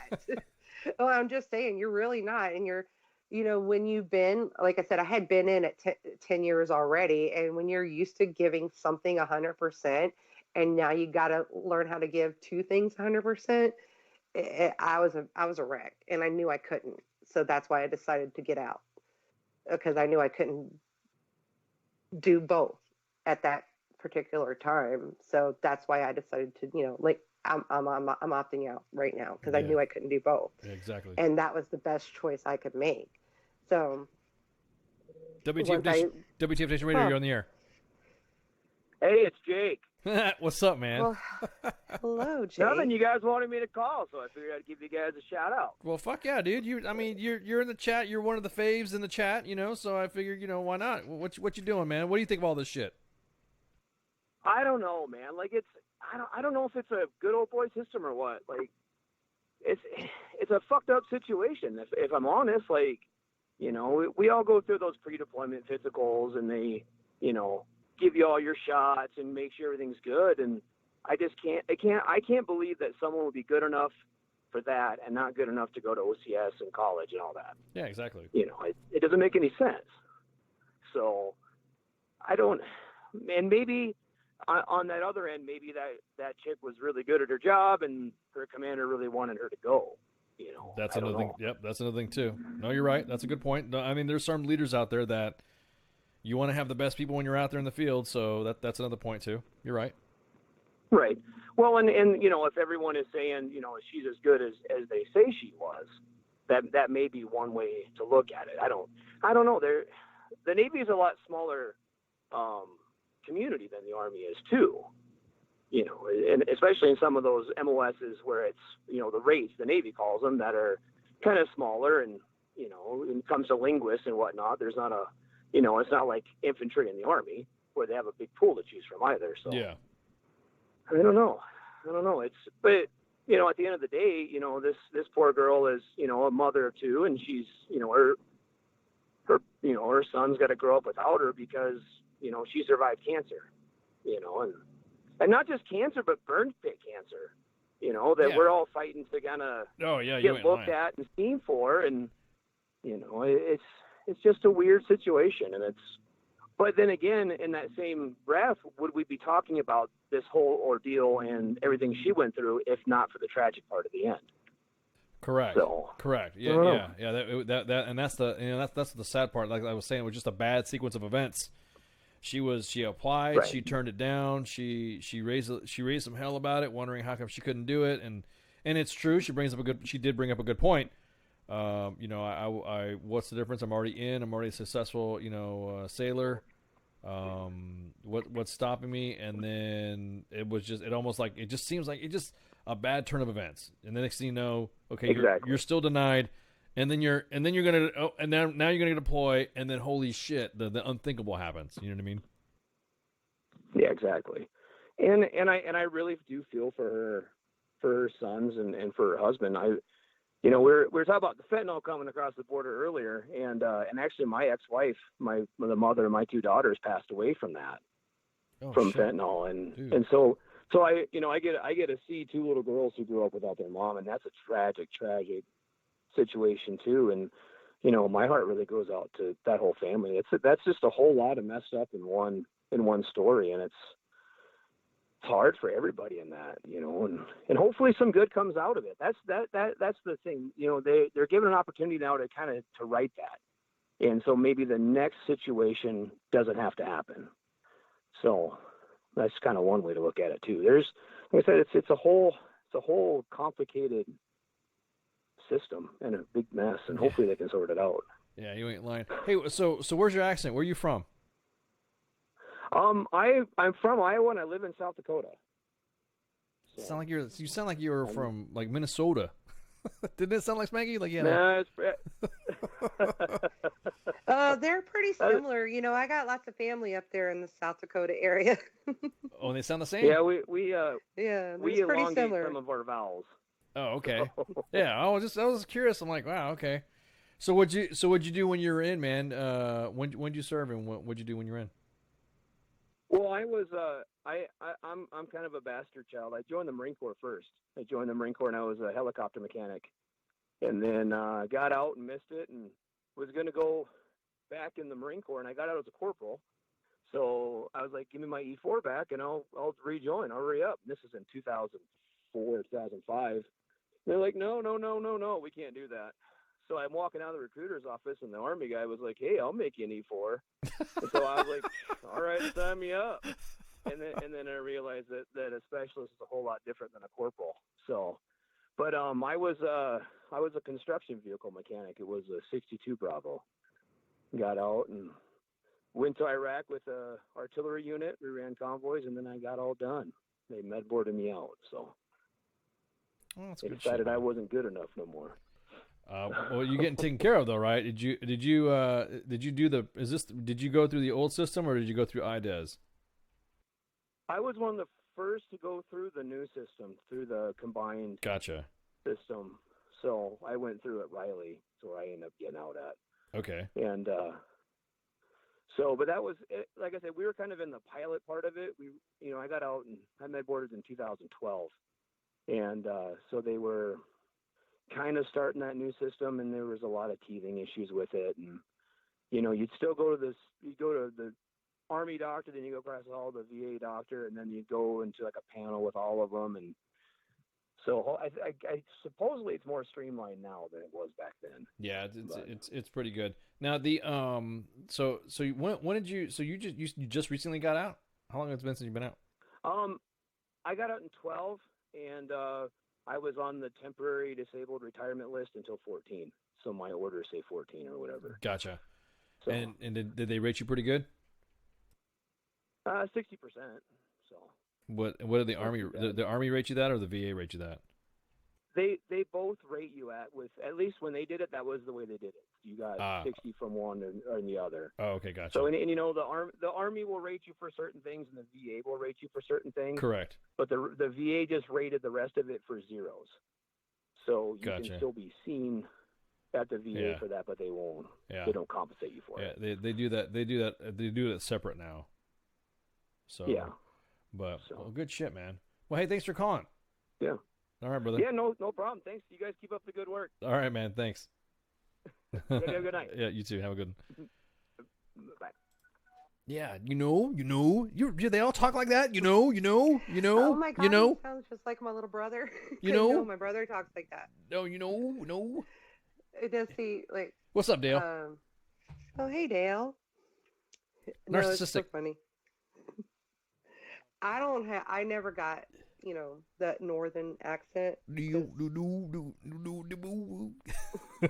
That's what it almost sounds like they're going woo woo woo, but they're not. They're like, hey, well, thanks for calling us, Jake. That was awesome. Good shit. Yes, it was. That was fun. Love to hear his voice finally. Yeah, finally, exactly. You rock, brother. I know what his fingers sound like. We see that all the time. Yeah. No, I just again that whole situation and all that shit again. It's just heartbreaking. Like, no, when I read that story, it did. It upset me a lot. I'm just like, that whole time. I was reading it, and the girl's like, "What's wrong?" Because I was doing those grunting noises, like those, like, "Why are you mad? What are you reading?" I'm like, "Nothing, just picture dinner." Yeah, really. Exactly. Well, we've been talking about that on there. No, we're just talking about the 5,000 troops to Colombia. No, we already talked about that. Colombia, Caracas. Real quick, the Navy has the VA has finally. Okay. Who do we have on here? I think it was Vietnam Veterans Association, IVA, Iraq and Afghanistan Veterans Association, and we had who else? We had the American Legion. We've had a lot of those big VSOs coming on the show, right? Coming on to either the Monday edition or Sergeant's Time, and they were talking about some of the proposals that the VA has to play for Blue Water Vietnam veterans, which they were, those were what it was is that they were the VA was saying that the veterans that were off the coast of Vietnam were not exposed to some of the same hazards as the guys there, even though. There were same conditions with the boats that were closer to the shore as well. It didn't matter because some of the guys that were in the Blue Water Navy, the ships that were off, were also coming on and backing off the shore. So a federal court ruled on Tuesday that the VA can't deny any disability benefits to these guys now. So now they're going to be getting paid. They're going to be claimed. Because they got that Agent Orange shit. Some of the aircraft that had flown off of the aircraft carriers and were spraying around, those guys were handling as well. So the ruling marks it's like a major victory because everyone called it it was the Blue Water Navy. They have fought the department for years over the denials. VA officials have said that nope, not enough evidence. No, it doesn't justify it. Nope, forget it. So the U.S. Court of Appeals said, no, you're going to go ahead and. No, you're going to pay them up. If VA officials do not opt to appeal the decision into the Supreme Court in the next 90 days, then the court decides not to hear a case. The result means that up to 90,000 Blue Water veterans could seek disability payouts as early as this year.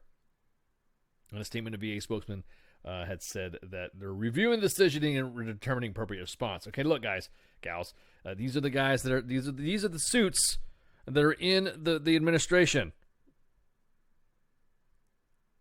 that have the backing of the administration. So all this stuff, because we do this, we do it for vets. It's for the vets, Spanky. It's for the vets. It's all for the vets. It's all for the vets. So advocates, of course, have hailed this as a major step to winning benefits for the aging veterans, because they're Vietnam. It did end in the early 70s. So there's a lot of individuals that were probably in their 20s and mid 20s and stuff. So a lot of time has passed. Retired Navy commander said that hey, this is a big win. We want to work with the VA on how to implement this as painless as possible, but making sure that the veterans get all that they deserve. The legislation would have been awarded presumptive status to the Blue Water veterans, but was blocked by a small group of senators at the end of last year. We should find out who those senators were. Yeah, who are the ones that blocked it? I will do my best to try to find out. Yeah, I mean, I'm just kind of like, I wonder who blocked it.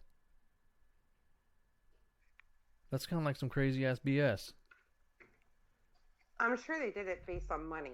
Yeah, of course. It's all. Well, yeah, money to what though? See, that's what pisses me. Probably for the fucking little bullshit event down in Puerto Rico.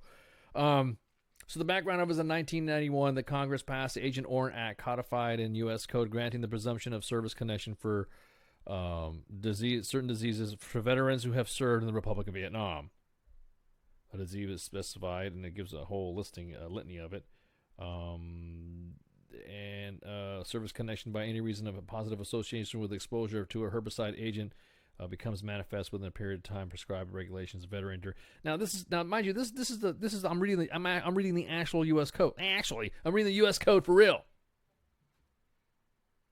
and it's so inundated with legal ease and speak ease on this shit.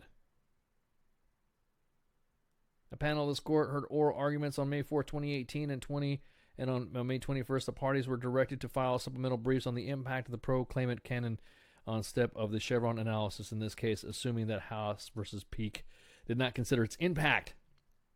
Does the phrase served in the Republic of Vietnam is ambiguously include a service offshore waters within the legally recognized territorial limits? Because I know there was guys that wasn't there some guys that had served near the Kuwaiti naval base doing some shit there, and the way the Kuwaitis had their processing facilities made it really, it was like it smelled like fucking sulfur there all the time at KMB. I remember guys had to get letters for doing ship operations there, stating that they were there at the KMB doing that shit. So now they're going to get their benefits. I think it's pretty cool. 90,000 veterans served off of the coast of Vietnam, so that's gonna be a huge freaking win. Hopefully, we'll get them all squared away. Okay. Did we cover? Oh, we got another. We got the same. Is this the same Ferris stuff we were talking about? Oh, this is an update. Okay. Wow. Wait. I'm sorry. Did I just say a House Democrat? Does that say that? Okay.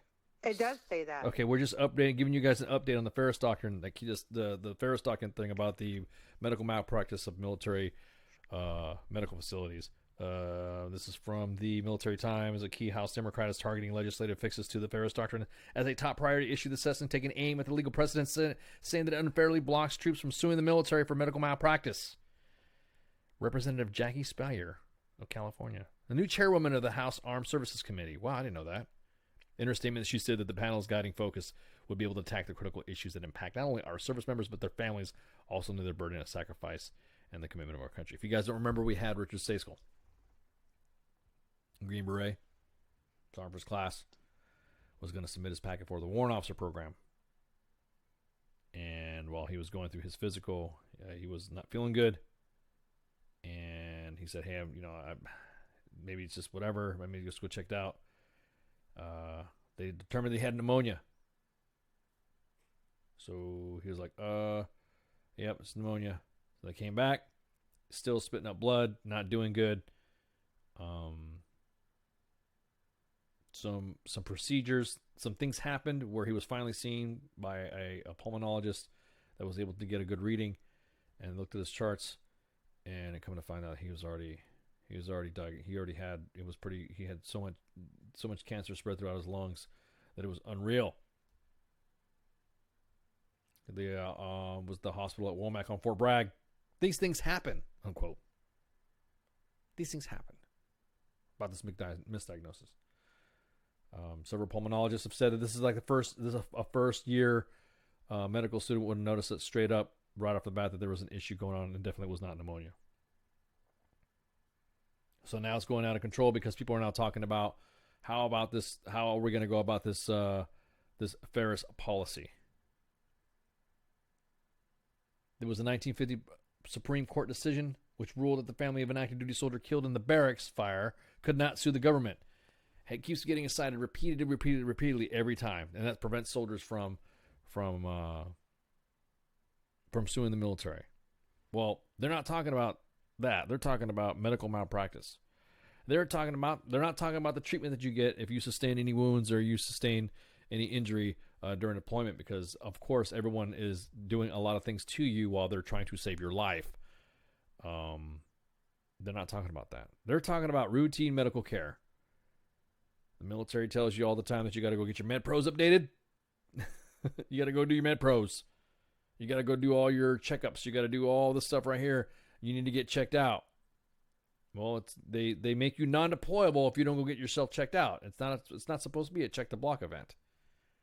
Well, in Rich's case, it was that. It was just hey, let's go see what's going on. Oh, you just got pneumonia. You're done, dude. You don't have to worry about it. These things happen. He came on here a couple weeks ago to talk about it. So again, it is medical malpractice that the military is already supposed to be doing for routine care. They're not talking about anything else that has to do with the battlefield treatment or something like that. Let's see. What was that? I got. Okay, if civilian doctors had made the errors, his family would be able to file a suit seeking damages, but because of the Ferris Doctrine, the prospects of winning a similar judgment against the Army is nearly impossible. A Navy wife alleges malpractice after doctors find a broken needle from 2003 in her spine. She was in the hospital in 2017. Dude, this is so. Do you think that the Ferris Doctrine needs to be changed? I know if I got misdiagnosed.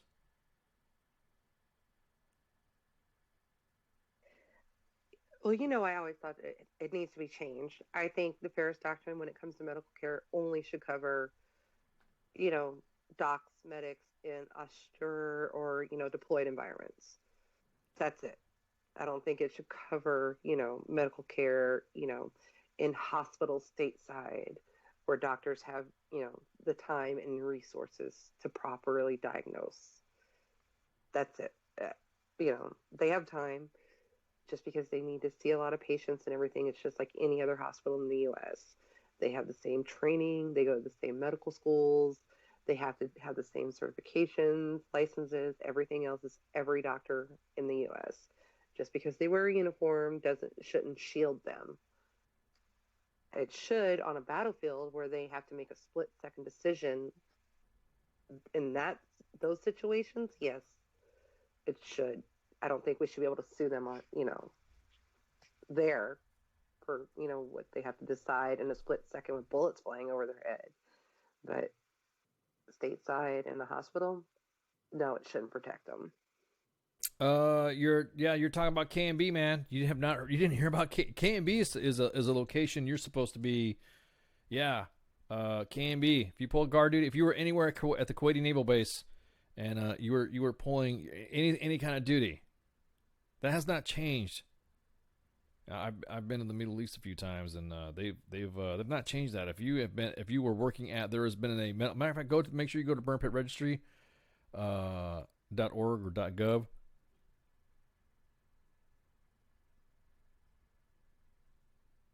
And you'll be able to get it. I can't remember where it's at. It's like burnpitregistry.gov, I think is what it is. And it'll say specifically, there's an area right there. Just log on and register that. You were supposed to have been provided a medical document stating that you were at Kuwait, because a lot of people who've rotated in that came in from, the States to go into Iraq. Everybody's done that. You go into Kuwait first, and then you go to fucking Iraq. You either fly in or you drive up. But if you were down at KMB, I wasn't down in KMB, but we had soldiers that were tasked to go support, do the port detail at KMB at 1st Armor Division. And everybody had from the division surgeon, everyone had these memorandums stating the fact that they that they were worked at no more than a period of continuous 24 hours or blah blah blah for whatever period of time. Yeah, if you were there doing that KMB shit, dude, I suggest you go ahead and go on to the find somebody who was there with you, research to get that information out, because it's important.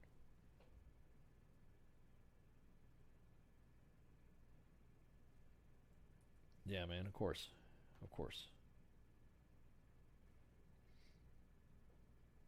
Yeah, exactly that. So what about the doctor that works for the VA, misdiagnosed vets? Hey, man, everything.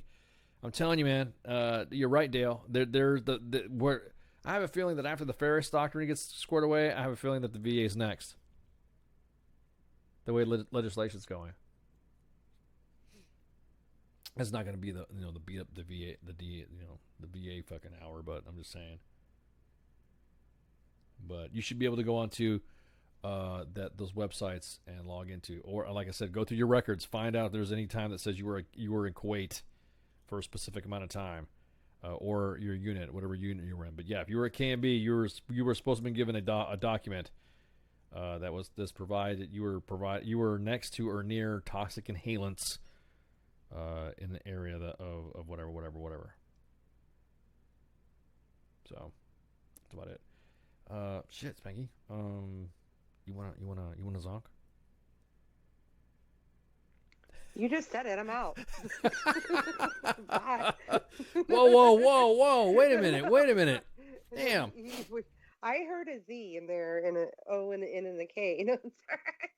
Nah, I just figured, because it's kind of like a slow news day. It's kind of a slow sergeanting day.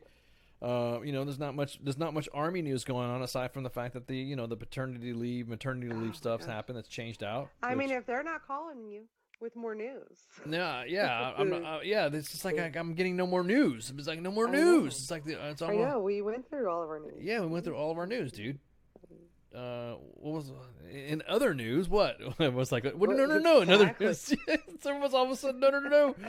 What do you mean? No. I'm just saying. What if you got news, man? Or give me a call. Shit, I'll take calls. Right.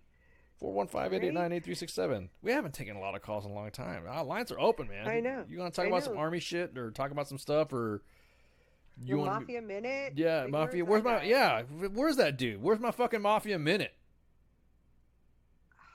I don't know. Out of JBLM. The only thing I did get you was the names of the two of the centers I could find that blocked your, the Blue Water Navyville. I found you two of them. Yeah. Hang on. We got a WTF Nation Radio. You're on the air. What's up? Hey, I don't know if this is considered news. I just saw that you guys were having a slow day, but I know that the Martinsburg is actually trying to sue somebody just for speaking out and saying that they're not a good school for a lot of people to use their benefits at, and they're actually suing her. Whoa, say this again. What school is this? The Martinsburg, they're they do a lot of spouses, it's a college that is for military spouses and active duty people. I don't know a whole lot about it, but somebody had made a post that it wasn't as legitimate as what was being said, and now they're suing her. Okay, so you're talking about Martinsburg Online. Is that what you're talking about? The Martinsburg College? Yeah. Okay, so you're talking about what? It was just Go ahead.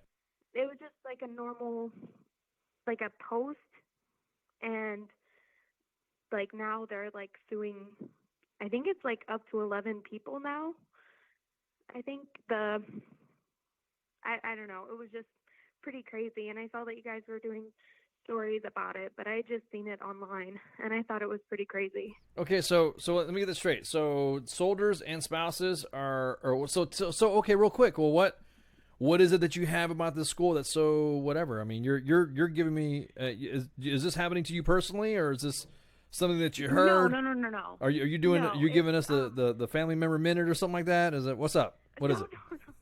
No, we just I saw basically the lawsuit Facebook post that they made, and it's that they're suing this lady and a couple of people that shared the post, just saying that like you can use your benefits other places. You don't have to go to that school to use your benefits, and that it's they're trying just getting the word out that people should look at their veterans benefits and things like that and make sure that they're not being taken advantage of. You don't call the radio much. You don't call radio stations and stuff like that much, do you? No, sorry, I don't. I apologize. You don't have to call me sir. Stop it. No, you're breathe. Yeah, so you're good. You just woosah. Just take it. I literally just saw it online, and I was just like, wow, that's something that should be talked about. That if people are, if people are talking, it shouldn't be something that they get sued over. If that makes sense. So basically, what the accusations currently are that these service members and spouses are using their VA benefits on a school, and they say don't use it now because there's some like shady shit going on, and the school's getting upset now. I guess. Yeah. And the school's getting butthurt and say anybody that speaks out. Yeah. They're getting butthurt and say we're going to sue you for libel because you're talking bad about us. Yeah.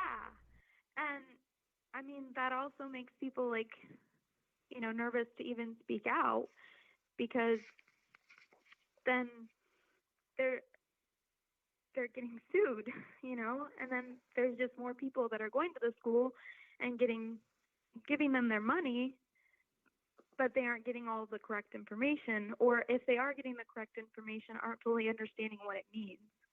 Interesting. I'll tell you what. Why don't you send us some send us the links real quick.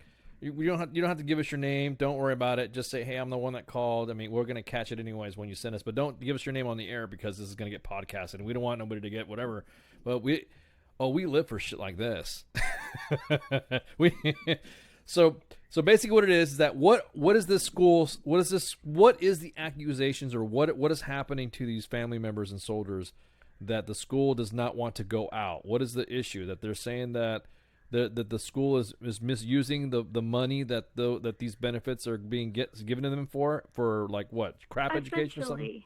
Yeah, essentially is that they're going in and they're getting these degrees, but they're not being able to be used anywhere, if that makes sense. Like they don't have any from my understanding, the accreditation isn't very notable. There's nothing that's their classes when they're done with their program don't mean anything. Like, so they spent the money, but they don't have anything to show for it. Gotcha. If that makes sense. Yeah. So there's like an accreditation issue and stuff like that. And then they're an association for healthcare documentation integrity. So they're all up on the healthcare business professional digital technology security. I'm looking at their website right now. They are Martinsburg College is accredited by the Distance Education Accrediting Commission. What is that? Education, yeah, exactly. And they are a nationally recognized accrediting agency. And I'm trying to remember back from my doing promotion points things. That's not the good one. Yeah. Yeah, but they'll message spouses kind of out of nowhere or service members and be like, hey, do you want to go to school? We can help you get started with your benefits. And a lot of people, especially like young service members and young spouses, get roped into it thinking that they're getting a really great deal. Yeah, because you know. And- I know. Online predator shit. Yeah, and people are trying to make their lives better. You know, I mean, if you look at my CAA, it's mainly for people that are under E5, so you're not banking. You know, you're trying to figure out how to make bills and make ends meet, and so you're thinking that you're bettering your situation. Gotcha. And you know, it's just, you know, scary that if you talk bad about something, that somebody's just gonna sue you when you're just voicing your opinion. We get. You know. Oh, you have not even seen our hate mail that we get. So I tell you what. Go. Just drop some links. You PM the page. Okay. Just so go on when you're hanging up. Go to WTFNationRadio.com or actually go to contact at WTFNationRadio.com is the email. And an email will get sent, or you can go to the Facebook page, WTF Nation Radio's Facebook page, and then PM the inbox. Just say, hey, I was just on the phone with you guys, and here's the links. Give us the links so we can start doing some research, because we love highlighting institutions like this that rip off our soldiers. So, are you a soldier or a family member? I'm just a friend. Like I'm. What does that mean? Just. Like Are you a soldier or a family member? I'm a family member. Okay, gotcha. Okay, I just you know, the whole thing makes everybody kind of nervous. I got you. So they're using intimidation tactics on you and stuff like that on you guys on the email. Send us all that email. Send us all the evidence and we'll look into it. Okay. Yeah, and it's not affecting me personally, but you know, I'd hate to see what those people are going through, you know. Yeah, gotcha. I don't know. Gotcha. Okay, well, I'll tell you what. Send us all that information in the inbox at WTF Nation Radio's Facebook page, or send an email with all the links at contact at WTFNationRadio.com, okay? Okay. All right, thank you. Yep, thank you for calling. Have a good one. Wow. Oh, no, I did look at their website, and, you know, they are nationally accredited, and I did. It took me a minute to remember, okay, yes, because, you know, it's been a little bit since I went to college or did, you know, promotion point worksheets. Yeah, that's the bad one. Nationally accredited. You're supposed to be regionally accredited. And I'm pretty sure we didn't even accept nationally accredited colleges for promotion points at one time. No, they have to be enrolled into the ACEs portion of it. And unless it's a Dante's accredited. I mean, there's like a multi-accreditation stuff that you had to go through. Right. And if they're saying we're going to sue you, we're going to sue you for fucking for complaining about it. Yeah, for talking bad about you. Welcome to WTF Nation Radio. Oh, what? Right, I can go make a post right now that said Harvard fucking sucks. Yeah, exactly. I'm sure they're not going to come sue me for it. Yeah, exactly. No one's going to get the ass. Shit. You know what? I'm sure like anybody could like 500 users could go, or 500,000 users could go, Harvard fucking sucks. Yeah, exactly. And is Harvard going to get mad? Harvard's going to be like, whatever, you have to apply to come to us. Mwah. Shut up, stop being a bitch. Mwah. Well, I don't know. If it's Harvard, you cry enough, you get let in. You know what I mean? And it did take me a little bit, but I could go see like how much it costs and everything. And it's not like a crazy, outrageous cost to attend out of West Virginia. It's in West Virginia, by the way. You know, it's like $200-something a credit hour for an associate's level type class, which, that's not crazy expensive, but still, it's not a regionally accredited school. Like, so you're throwing your fucking money away. Go to CTC online. I'm not saying, yay, go to CTC, but at least it's cheaper and regionally accredited. Everybody knows who they are. You're just going for, you know, an associate's degree. I don't get paid for that, nor do I endorse them. They suck. Harvard sucks. Harvard sucks. Harvard sucks. Harvard sucks. Harvard sucks. You can't say, if you say Harvard sucks and you're gonna get sued. You want to come after me for a negative dara? Because that's what you're gonna get. Bro. Yeah, come at me dara, bro. Come at me negative dara. It ain't gonna happen. It ain't gonna happen at all. I'm just reading through all this crap, and I'm just trying to go through this website. This website's not really, you know. I know, it took me a minute to find it. Their Facebook page is like, okay. I'm not. No, but no, seriously, there are, and I've seen it because I partake in a lot of these pages because it gives me hours of amusement. But there are a lot of those, because spouses get, I don't remember what it's called. They get that, spouse can go to school money, from E1 to E5. If you're a spouse of a, soldier, they get spouse go to school money, and it's not that much. So they're like, so they get like bombarded with these offers, and then like, I don't know if it's like sign up a friend, you get a bonus or some shit. But it's like, hey, come to my school, because I guess they get like some signing bonus if they get their friends to come to the fucking school or something. So, yeah, bet it has something to do with that. Yeah, I bet you what it is. I think that, from what it looks like, it sounds like they're using type of predatory tactics to get a,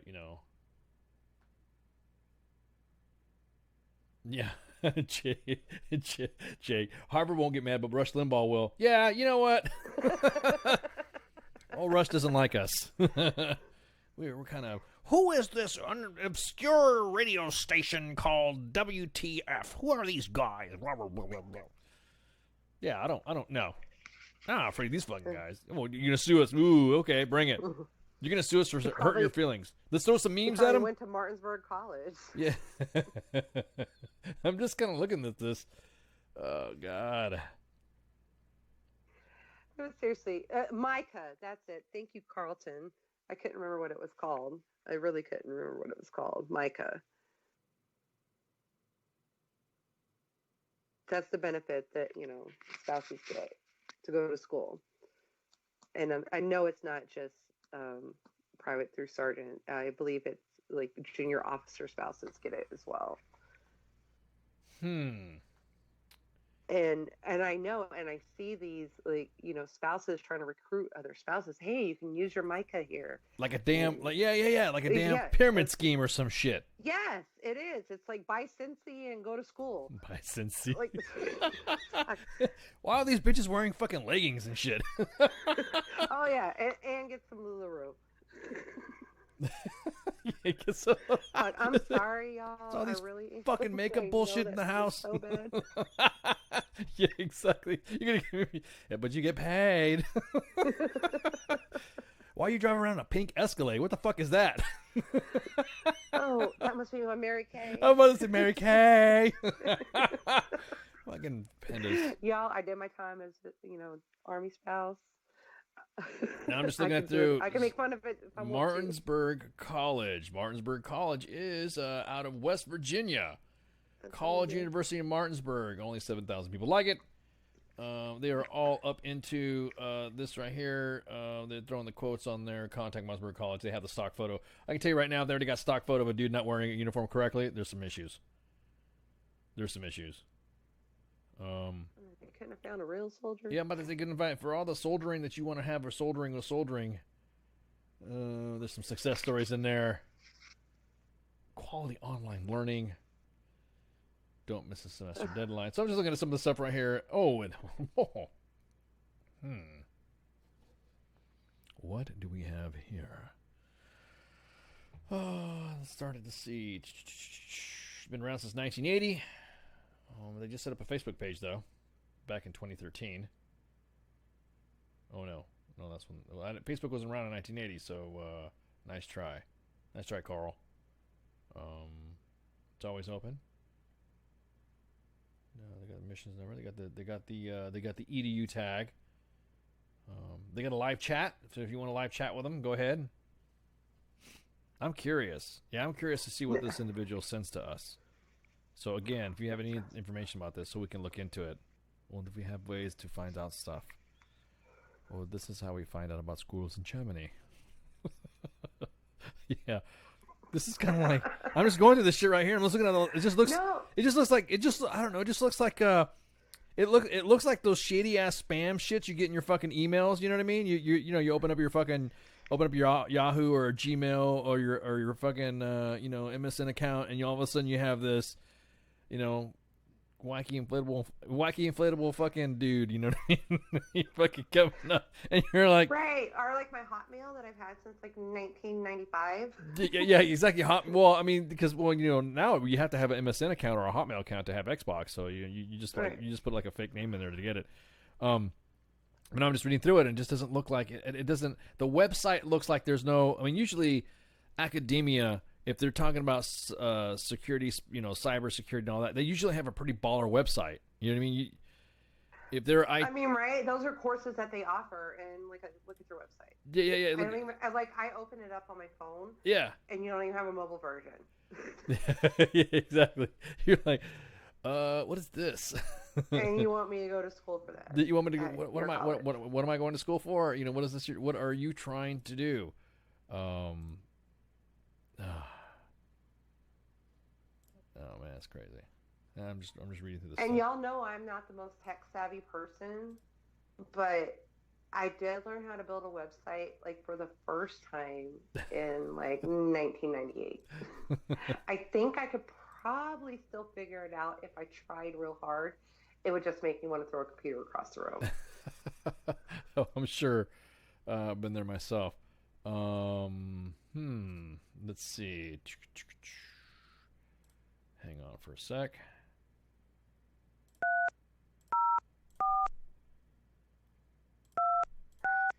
While he's hanging on for a second, in all seriousness, don't let your spouses like spend their MICA on all this bullshit.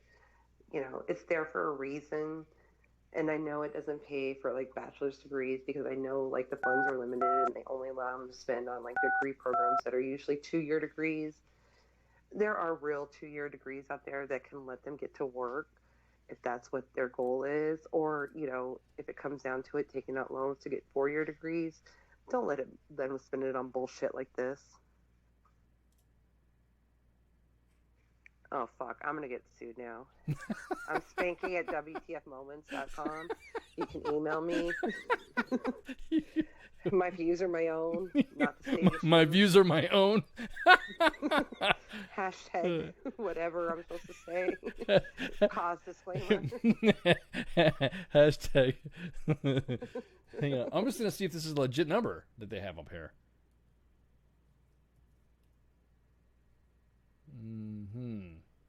Let's see. Let's see.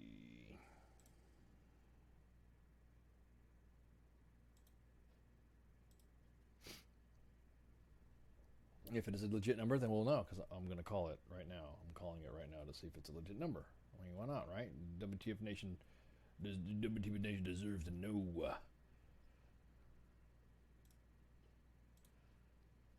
W.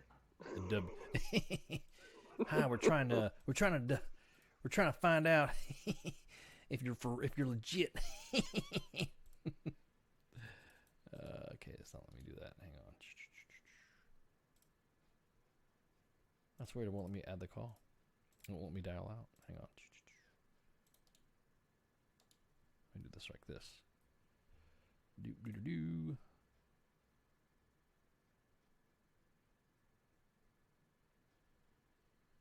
Yeah, if I do that, it'll cut you out.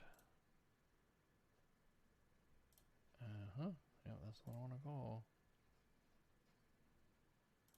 Let's see. I will do it like this. How about this? Yeah, I'm calling. Shit, hang on. Are you calling?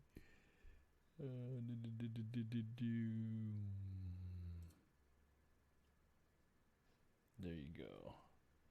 I might as well just go ahead and see what these guys, who are they up to? Because I'm kind of curious now. Is Martinsburg an actual state in actual city in West Virginia? Stat. I don't want to get like a crazy phone bill. Why are we there we go. Hang on. Good. Thank you for calling Martinsburg College. If you know the extension of the person you wish to speak with, you can dial it at any time. If you'd like information about enrolling in our college, please press 1 for admissions. If you're a current student and wish to speak with someone in student services, please press 2. If you'd like to dial by name, please press 3. Do you hear the background? And if you'd like to leave a message in our general mailbox, please press 0. Do you hear the Oh, background? I can hear that. Do you hear the background?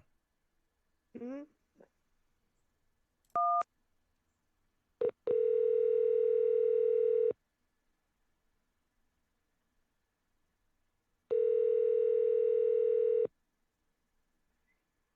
Thank you for calling Martinsburg College. This is Rebecca. May I help you? Wow, Rebecca, this is a legit number. Hey, this is Ice from WTF Nation Radio. I just want to make sure that you guys are legit.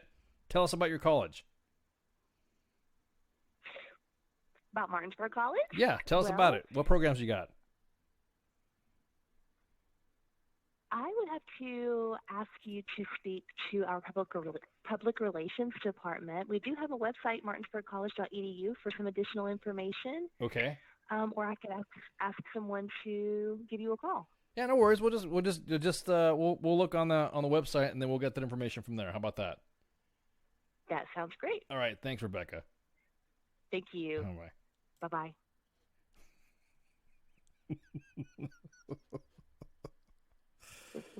We have them saved. Rebecca doesn't want to talk to us. What's up, Rebecca? Do I look like a man with a plan? Oh, Martinsburg College. Bring forth the WTF Nation. We're going to do some research on you. No, the article that our caller called about, Shipwreck found it. Awesome. Yeah, I just sent it to you. Okay, and awesome. Because he had dropped it. Awesome. Wow. Okay. Yeah. Oh, I wonder how come they didn't want to talk to me. What's up with that? I don't know, but this article was just written, 29 January, so it is, like I said, I guess they are suing.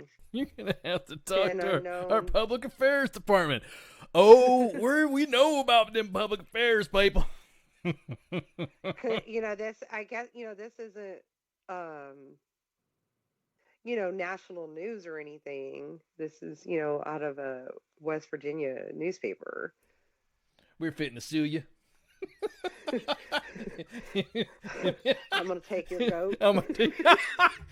Hi, welcome to this is the West Virginia Record. We're broadcasting live. We're here to give you the Martinsburg Minute.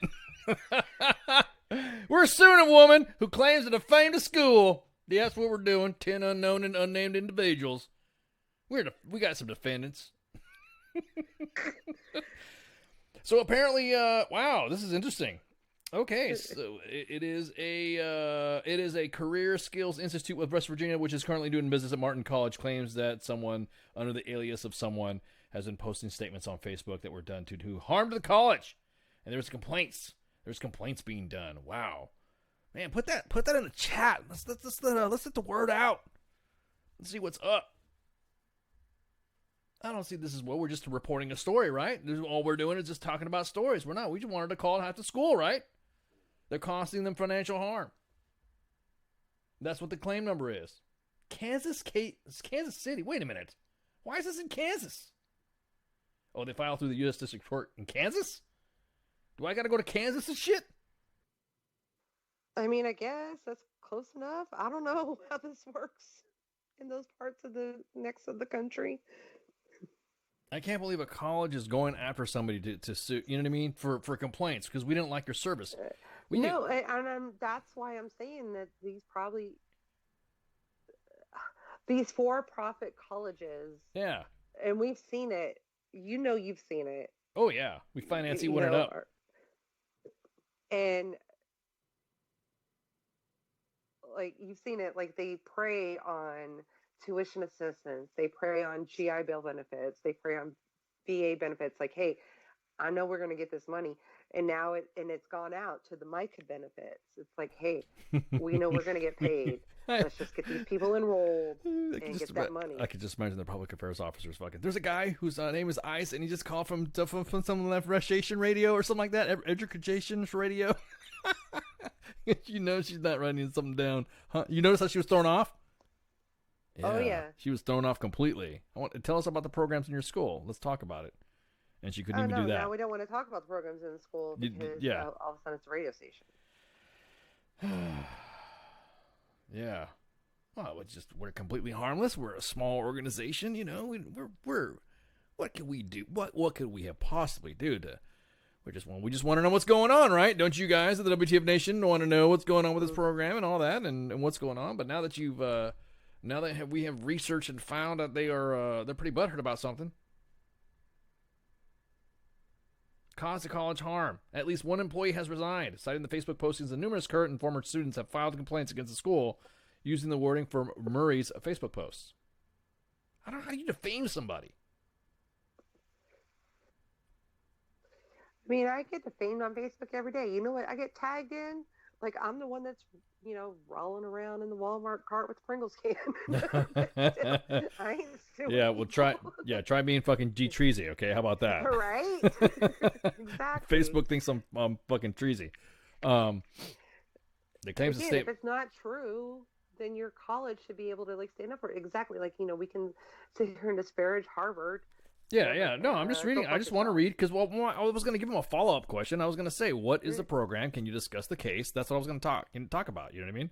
I'm going to let them defend themselves because I'm not going to sit there and just start bashing them because we got to get the facts. We want to know what the fuck's going on. Mm-hmm. So, I just wanted to see what it was. And so the quote from the school is what the complaint says, that the plaintiff does not prepare students for occupations that will require specific credentialing, therefore impossible for an employer not to accept our certificates of completion. There is no evidence of any employer has refused to hire a graduate simply because they graduated from plaintiff. That's what we want to know. Right. And I did a lot of my college online. I was writing papers every single day. So I did not go to one of those cheesy online colleges. But I wish I would have, because I'm not doing nothing with my degree. Well, yeah, I was going to say, okay, what programs? Because normally because that was the number that I hit for admissions.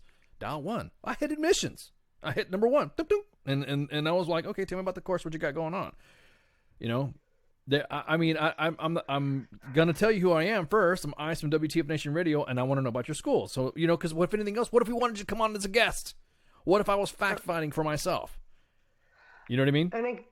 And I guess I'm going to say is, what kind of college has someone there in their office at... What time is it? Yeah. Oh, you ain't lying. At 5 to 11 for admissions, dial 1. I just looked at my watch. I was like, yeah, you're right. East Coast. Yeah, it's actually 5 to... Yeah. It's 22:53 right now. Rebecca, the one that wants your money. Rebecca didn't have. See, there was the admissions script, and there was the student loan script, and there was the faculty script, but there was no WTF Nation script. So, I was gonna ask. Well, that's what I'm saying. Because when you ask admissions, you want to fucking know, right? You just there's nothing wrong. We have had organizations come on here, and you guys know how I am. I shotgun the fucking questions to the guests, and then once the guests realize that I'm just asking because I want to know, because you guys are the ones that give me some of the questions too. I just want to know. Okay, your admissions, and I'm out, and I want to throw my money in. What do I do? What's the benefit for this? What's the benefit for that? Can you tell me more about what's going on with this case? What's happening? Blah blah blah. Simple fucking shit. We're gonna have to go to your PAO. Why do I gotta go to the PAO? I'm just asking what the school is. I've not said anything to defame the course or to defame the school. So that's why I call. I hired a small law firm, and if you guys can, yeah.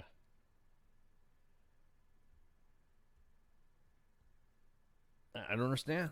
That's easy stuff, right? I mean, there's no harm, no foul. I was asking what's going on. Talk to the admissions department. Tell us what schools you got. Tell us what you got. Tell me. And she was like, she had the Windows blue screen of death. she did not know what to do. She was like, she's thinking they don't pay me enough for this. She's like, yeah, no, you give me the website. I'm going to start going and finding out. I mean, we're not going to troll people, but we just want to fucking know what case is it and all that stuff. If there's legit complaints and there's a class action lawsuit, I mean, they're going after 11 people. God, well, what did they say? What was the case? What was their reason? Well, they must make a huge for-profit to be, suing people for making some Facebook comments. Yeah, we're gonna. No, I'm curious. I want to see what's going on with these schools. Curious indeed. Indeed. Welcome to Martinville College. How many of them tax dollars did you get? It's seen on WTF Nation Radio. We finance E1 and up. Your LES is your credit. Oh, man. That's awesome. We just need a proof of service. Yeah, we just need proof of service and a commander's letter, and you're good to go. Welcome.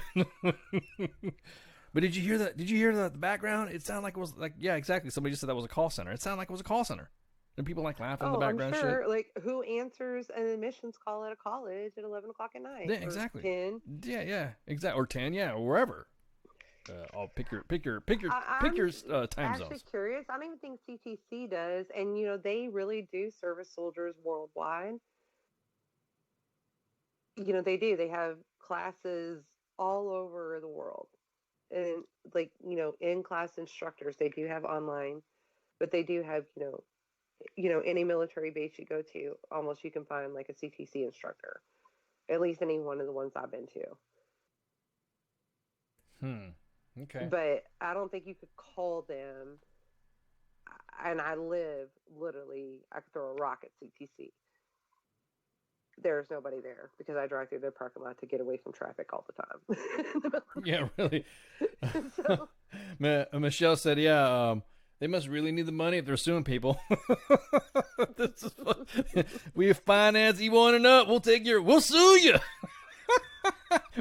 Welcome to Martinville College. We don't ask for tuition. We just sue your ass. Oh my God, I love it. Wow, that's fucking crazy. We learned something. Yeah, I'm about to say we definitely learned something today. We got to go to PAO's offices is for this. Yeah. PAOs. These PAOs. Man, they don't get paid enough. Those PAOs. Them PAOs don't get paid enough at all, man. They I don't understand. I was just asking. You're right. Exactly. I was just asking an admissions question. Yeah, exactly. Bingo. Ooh, that's a good question. Do we know the answer to that? Jake asked, speaking of traffic, did they fix the traffic at Bragg yet? No. Reports have said that they're still all fucked up. Oh, well. Yeah, some of the submissions of the main page have been quite comical. Should just start jumping in, hire a private aircraft. You ain't lying, man. That's freaking crazy. Flying over. No, so we've seen some of the pics. It's like they're all. But anyways, we're like, damn, we're done. Oh man, we got a housekeeping real quick. So we got what do we got going on? So what do we got going on Monday? We had a guest Monday. Or we don't have a guest Monday. No, we don't have a guest. We do have one Saturday. Oh, we have a guest Saturday. Oh, is he locked in? Is he good to go? Is he? Yes, according to our front desk. Oh, the head motherfucker in charge of the front desk. Okay. So, okay. Wow. So this Saturday we're gonna have Carl Higbee coming on. If you guys don't know, he was a former member of the Trump cabinet, and had some controversy. So Jay Reddy had him on Tinfoil Times, or before it was called Tinfoil Times, Saturday Night Savagery. And he wants to come back so he can discuss some things going on. We give everybody an opportunity to speak, no matter how controversial, just like action figure therapy. Carl Higbee, doesn't name it, whoever. You want to come on here and speak up and stuff like that, you go for it. You guys look him up. And once you read up, you'll be like, wow. So he's coming back. So yes, he's been on here before. Everyone's like, oh, how come you guys are letting him on here? No. Everyone gets a chance to talk. Let him talk. We're the ones asking the questions. So he'll be joining J Radio in Tinfoil Times. Then don't we have a guest next Thursday though? We have the Indeed. We have the Indeed we do. We have a retired sergeant major coming on from the Non-Commissioned Officers Association. So you guys, oh my God, I just realized this. I always told myself, when I become a sergeant major, I'm never going to sit in front of formation and say, you need to join AUSA or join the NCOA. You know what I'm doing right now? you know what we're doing next week? We're going to have the director. He's a director, right, of the NCOA. Coming on and talk to us about the Non-Commissioned Officers Association. Yes. He is going to come. Wow, man, what is his name? What's Joseph Terry. Joseph Terry. That's right, Joe Terry. So retired Sergeant Major Joe Terry is going to come on and talk about the programs that the Non-Commissioned Officers Association does for our soldiers and to advocate. They are they're like the Capitol Hill. See, that's the thing. What makes me mad about the lobbyist restrictions and stuff now in D.C. They were pretty much our lobby to make sure that all the military education for our non-commissioned officers and our soldiers were structured specifically, and of course for benefits as well. So that's going to be a good event on Sergeant's Time. But February is February going to start getting packed up? I mean, I think isn't February going to be some stuff happening too, or March? Oh yeah. That's just the next 10 days. Yeah. Okay. Oh, we're doing it by 10-day increments now, because. Yeah, pretty much. Gotcha. Okay. Too easy. Well, guys, thanks for joining us for Sergeant's Time tonight. I know it was a pretty it was a pretty slow news day, but we make the best out of it.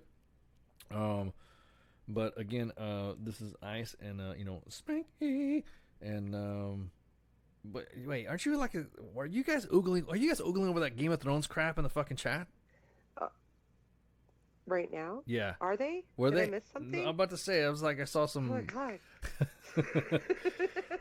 God. The Game of Thrones is back on April 14th. April my history. Yeah, I'm about to say, for all your Game of Thrones news and knowledge, I guess that's when from April 14th on, if you are a Game of Thrones fan, I guess everyone will be enthralled and watching that stuff. Yeah, exactly. That's what I thought. I'm fanning myself. Yeah, it's almost there. I'm not seeing. I am one of the. After a full calendar year plus drought. I've not seen one episode.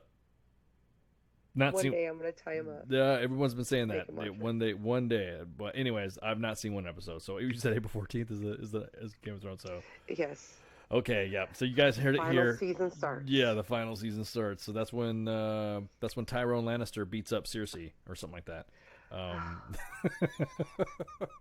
Totally butcher his name. I will not fight Ice on Sergeant's Time. Let's go. Okay, carry on. All right.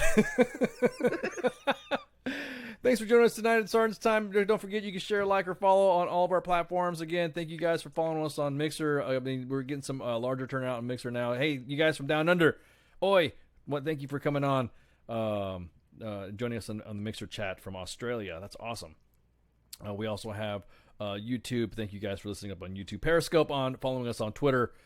Share, like, or follow, of course, on Facebook. And of course, if you're listening to us on U.S. Army WTF Moments, that's because we are broadcasting at the same time from the WTF Nation Radio Facebook page.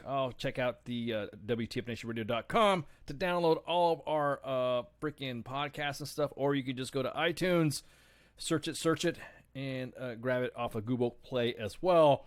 Don't forget the TuneIn app. We have that. Or if you know what, I guarantee if you go WTF Nation Radio on your Googleizer machine, you will see that we have occupied all of the first 25 pages. So if you can't get a hold of a WTF Nation Radio from any of the type of the Google box or Bing, everyone uses Bing. I use Bing. Okay, smug fuckers. Or you use Bing. Just type in WTF Nation Radio, and we will be up in them bitches. So thank you guys for joining us again in Sergeant's Time, and I'm out. Shouts.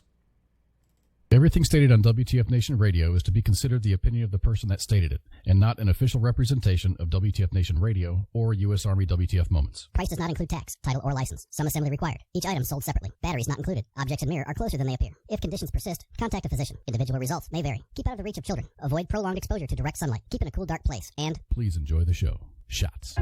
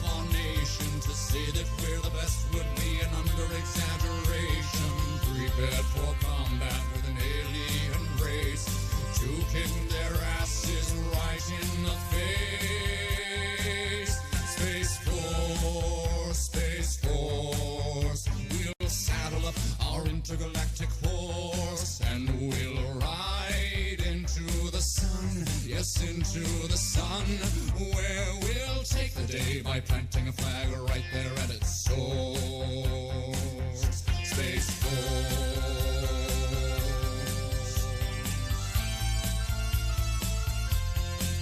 Now they say that they've discovered life up there on Mars, so let's blow it all to hell and then claim it for ours. We'll paint the moon red, white, and blue for no other reason than we wanted to.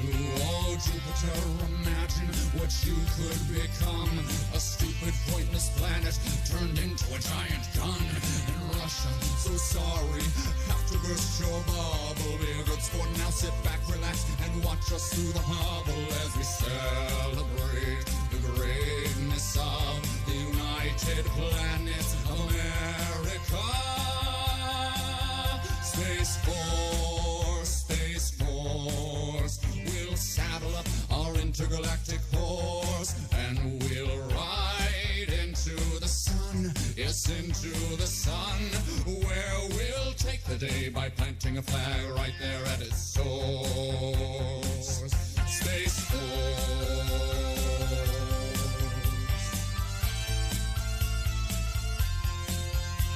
Now we'll go to infinity and beyond, beyond. You'll hear our manly voices singing Space Force strong. The critics say sound doesn't travel in space, to which we reply sound will do as we say. Oh, Captain Kirk, your achievements, though notable and fine, as far as we're concerned, this is Deep Space Mine. And big fans, but Lord Vader, step away from the lightsaber. There can only be one, of course. Space Force.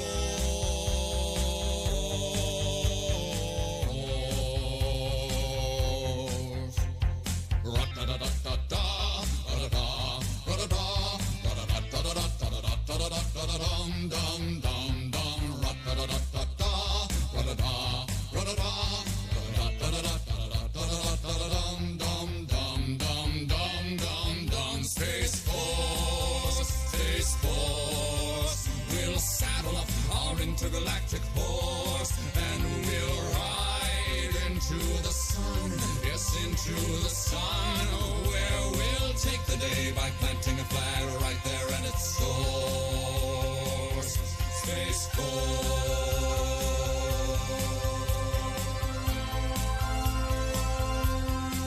Space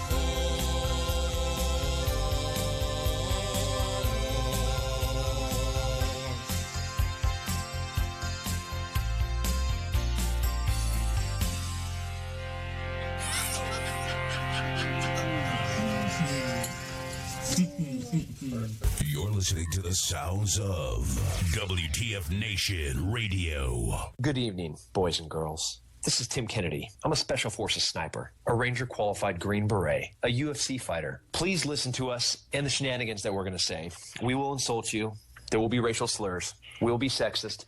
We will offend you. But there will be magic and a unicorn will be raped. So enjoy the show. Thank you for listening on WTF Nation Radio.